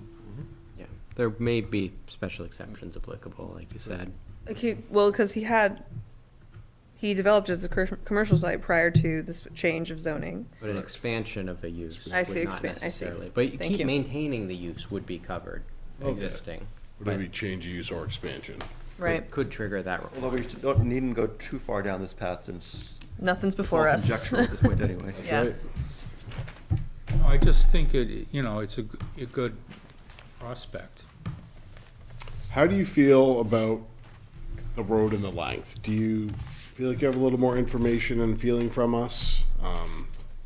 Obviously, we can't be delivering you a decision tonight on length of that or how it works, but I know that was probably one of your bigger questions. This is speaking honestly, Yeah. as honest as I can. I feel like the board would probably go with it the way that felt. But I don't know that I'm going to risk that. I still may put a access road in, so I'm going to talk to Brandon. The last thing we want to do is, this is going to be a lot of technical design, is to show up for the meeting where we think we have it all figured out. We spoke to everybody we can, already submitted to the state, and we get here, and then the board goes, well, and because you guys are kind of on the fence about it, and they're like, well, no, why don't we just err on the side of safety? Yeah, do you Yeah. want another wrench in the mix? This is gonna the be a different last board. meeting with this board. Yep. Oh, excellent. Yes. So next week, And every year it could change any year. Yep. next week are town elections, where our positions are now elected, and there will be Is that set by the town, or is that a state thing? the town. Last year, the town voted to move to have this board be an elected position. Although any of us, even as appointments, any of us could not be appointed just as easily. Yeah, true. That is yeah. true. But I think you'll see a lot of familiar faces, but Yes. you There- you can expect to see probably a couple of new ones as Yes. well. Yeah, so that just thought I'd tell you that. You know, we Nice. kind of like to cover the bases tonight so that it makes it easier for you when you do come in with your plan. Thank you. Keep in mind though, the makeup of the board isn't really relevant because all of these discussions are non-binding. Like you're Correct. Very you're much asking our opinions and you know you can ask us anything and we can provide you guidance. But if you bring us an application and there's something different, you know. Or even if it's the same, this is all Exactly. non-binding. as you Yeah, said. I mean, you could bring us the exact same thing because we hate it. Yeah. No, Something else. Unlikely, Even though we but- said we like it now. Wouldn't be very nice of us, but yeah. Yeah. And after you brought up the road off Pleasant Street, I can sort of picture this in my head now. Right. And I don't mind that. You know how it goes around, it does tail off. No, I mean, there's a short little a short little section that's not a Yeah. loop between the road and I mean, if there was an accident on that section, there could be a lot of people stranded, but if you're not familiar, the Ash Hill and Cross Country are kind of the same configuration on the west end of Pleasant Street. They go south off that. It's identical. It like stubs It in, really does. It really loops, and there's a tail that goes does. off. The tail is only 300 feet. Little not different, but 600 feet, but it's similar. And it has a cul-de-sac on the end, not a hammerhead. I think again that John's idea of making sure there's an easement for if the road were to continue someday also mitigates, Helps that. helps that issue. Excellent. Any other comments or thoughts or any other questions for us?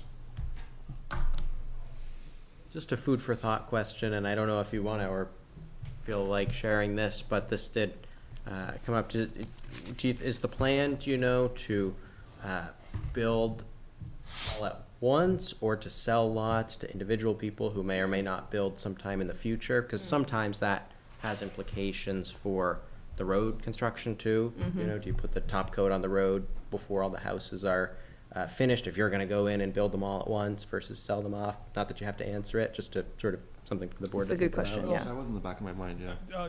As my understanding, Brandon wants to build the roadways. So there's going to be a lot going on at once. We got to work out a erosion control plan to make sure he's not breaking out more than he should, 5 acres at a time. But this is great material for sand. We'll likely design this new site plan at a lower elevation to allow for some excavation, making this an export site. We want to break these off and be able to sell them for cash flow, and there's no reason to hold them. Build the road likely up to base course, and then bond it. So therefore, just bonding the finish to start selling some lots. I don't know. I don't think Brandon has any interest in selling or building the lots. Maybe. He certainly got all the equipment to get the lot pad ready. I don't know what happens from there, but I know that he's interested in bringing this up to at least roadway binder and finish stuff. I don't think he's trying to get it approved and sell it. Yep. Okay. Excellent. Any other comments, questions, or anything? Mario, anything else for us? Do we answer your questions? Well, this was a good conversation, and I appreciate you guys taking Yeah. the time for that. Thank you for coming forward with this. My only, I'm reading, the only thing I can say is reading our guidance on dead-end streets. It says dead-end streets designed to be so permanently shall not be longer than 1,000 feet unless approved by the board after due consideration of safety issues. And I really, the alternative to a dead-end street is a through road for longer streets, and at what point you might have 2 points of access. Nothing's foolproof. I think a short section of one-way road serving this many homes, I think there's good evidence that there are other developments in town that have this without issues. I can see, a straight road of, 1,500 linear feet with no other turns off of it, why that would be kind of a negative design choice, but I don't see this as being incongruous or not in alignment with kind of safety. I think there's a lot of interpretation left in how this is written, but I don't see this as being a horrible proposal. Why can't he just call the extension road street number 3? It doesn't really matter what the name is, it matters what The the length of the road configuration that is. has It's only no 600 access. feet. Yeah, but the rest of the road is, do you count the dead end as where the road comes off of Beach Hill Road to the actual end of it? Or do you count the loop as My argument mitigating that? I've done the same design in multiple towns. My argument is, in my opinion, it's up to the board to make their opinion on this, is the dead end is where you have to stop, turn around, and travel back the exact path you came on. And this happens short distance here and then at the end. This is obviously a dead end. Well, there's 2 ways out from here. This is also dead end. I could see the other way to look at it, saying, okay, well, it all comes back to one entrance. But So the concern is if the concern is if that one entrance, if anything happens there, this is all blocked Everyone's for like stranded. emergencies or anything. Yeah. There is a culvert with a waterway there. I mean, if the culvert fails and all of a sudden there's no way out of there, that's a problem. Or no way into there for emergency services. Right, or- right. I think it's probably okay, but How far is that? Like the little, let's call it the stub in, like off Beach Hill, that like one part. Like roughly how far is that? couple hundred feet. Okay. I was gonna say, it looks like 250, 300. Actually, yeah. So I can get an idea because you can see the house, the barn. That's There's over a scale halfway. on the bottom right. Yeah. Yep. Yeah. Yeah, it's like only But 200. I guess 300. I was gonna say 200. Yeah, Yeah. 250 Yeah. ish.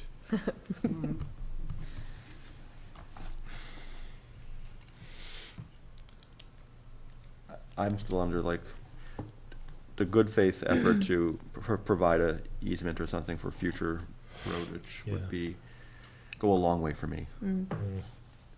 If we were to, we're gonna do that. Yeah. That's an easy one, and I think it makes sense to have a little foresight there. If we were to create that emergency access, what my plan is to provide an 18-foot wide gravel drive. Yeah. Does the town also accept that? Joseph?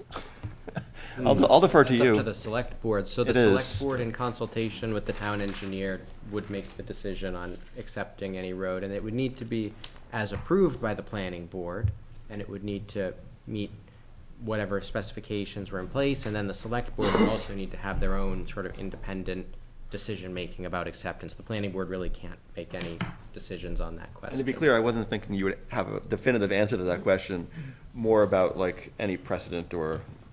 Yeah, hard to say. I mean, usually the select board looks at the subdivision spec for road acceptance as kind of a guiding set of specifications to consider their, whether the road was built to subdivision spec. But ultimately, they have to consider that with the town engineer and the highway department and kind of make that on a case by case. Obviously, there are town roads that are not too wide, but there's also the question of, does that extend to the driveway? What it depends in Right. part on what was proposed. Typically, 20-foot is a minimum for roads. It but- sounds like there's a level of comfort here, but again, like, this is the conceptual, so. Yeah. I agree. I mean, I guess I have a question. Is this the kind of, emergency backup road that goes down to the commercial lot? Yeah, we put that in, we're able to get it under 10%, it'll be about 9%, it's steep. Maintenance, just thinking about it through our conversations just now, is if it were to go, or try to be dedicated to the town, it would then require a right-of-way, and it would likely have to be paved. And now we're talking about a bit more of a undertaking than a gravel, hey, there's no other way to get out. This road's a little choppy, but we can all get out. Yeah. It's kind of what I was thinking. It was emergency access Yeah. with a what do they call that? A lock bar, a Knox bar, or whatever. The lock for the fire department, so it can't be used for typical access. Right. I was a little concerned about the encroachment on lot 21, but it's already a 2-acre lot, so that roadway, even if there was a road easement for the roadway through there, you've still got adequate lot size there. Would that make the driveway to the commercial lot a public road if it? Well, that would be, Just an so easement. it's Just an good to note that really what's proposed on the plan there now, or what it kind of looks like, isn't really a road for subdivision specifications. It would be kind of just an access way, right? Emergency Because access. no lot is relying on that for road frontage. Transportation, yeah, okay. It's not being proposed to be built to subdivision standards. It really is, as depicted, what it looks like right now on a conceptual basis. It really doesn't, it looks like an emergency access. Yeah, okay. Not necessarily a road that any lot is gonna rely on for frontage or would be built to full spec. Makes sense. But again, like you said, if someone were to ask for the town to take it over as a road, that might bring some different implications. Right. Excellent. Anything else for us? No. Anything else for Mario? No. All right. Well, thank you very much for coming in. I appreciate you bringing this in front of us to take a look at it. Yeah, thank you. And if there's questions in the meantime, I think, correspond with Joseph and he can get them to us. If you're like, hey, what does the board think about this? We're sort of familiar with it now, and you can either come back in front of us or shoot him a correspondence and he can get it to us at a meeting. Excellent. Awesome. Thank you. Thank you. Appreciate it. Some good conceptuals tonight, folks. Yeah.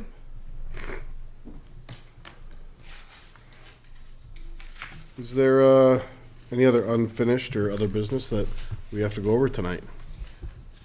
We don't have to go over it. I just want to mention again, and I know this is going to change for our next work meeting because this is going to turn over our next work meeting, but we had the staff go through the subdivision regulations and make notes and annotations about suggestions that we could look at updating. Get nervous.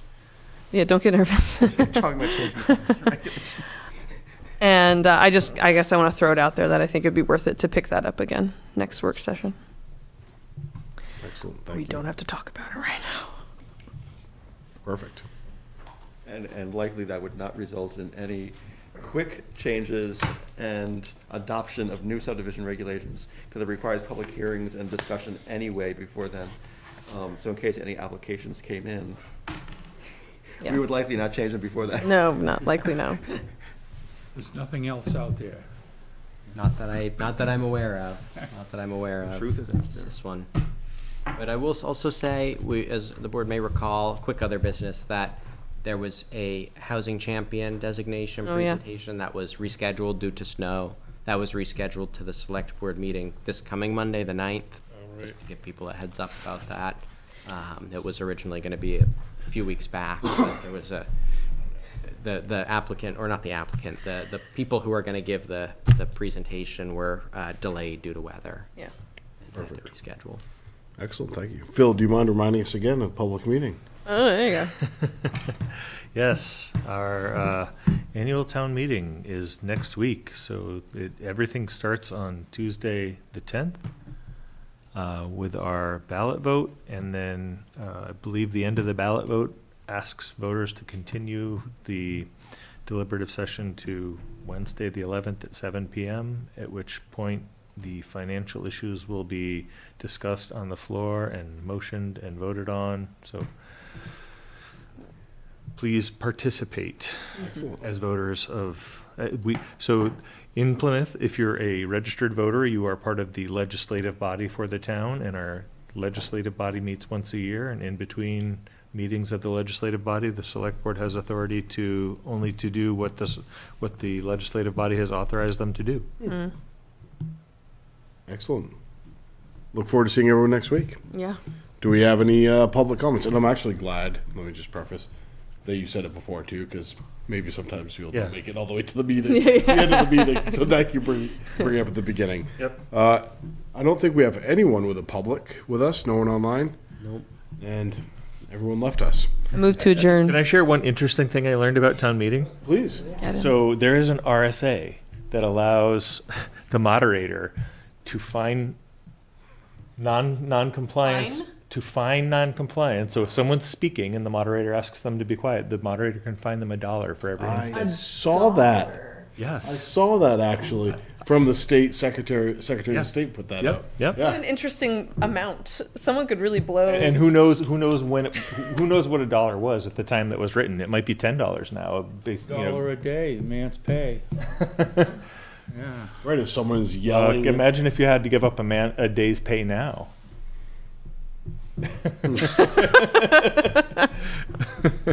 Anyway, thank you for That's a good fact. thank you for indulging me. I like that, thank you. That's the truth. Yeah. I move to adjourn. Second. Wow. If there's no further discussion, all in favor of adjournment? Aye. Aye. Opposed?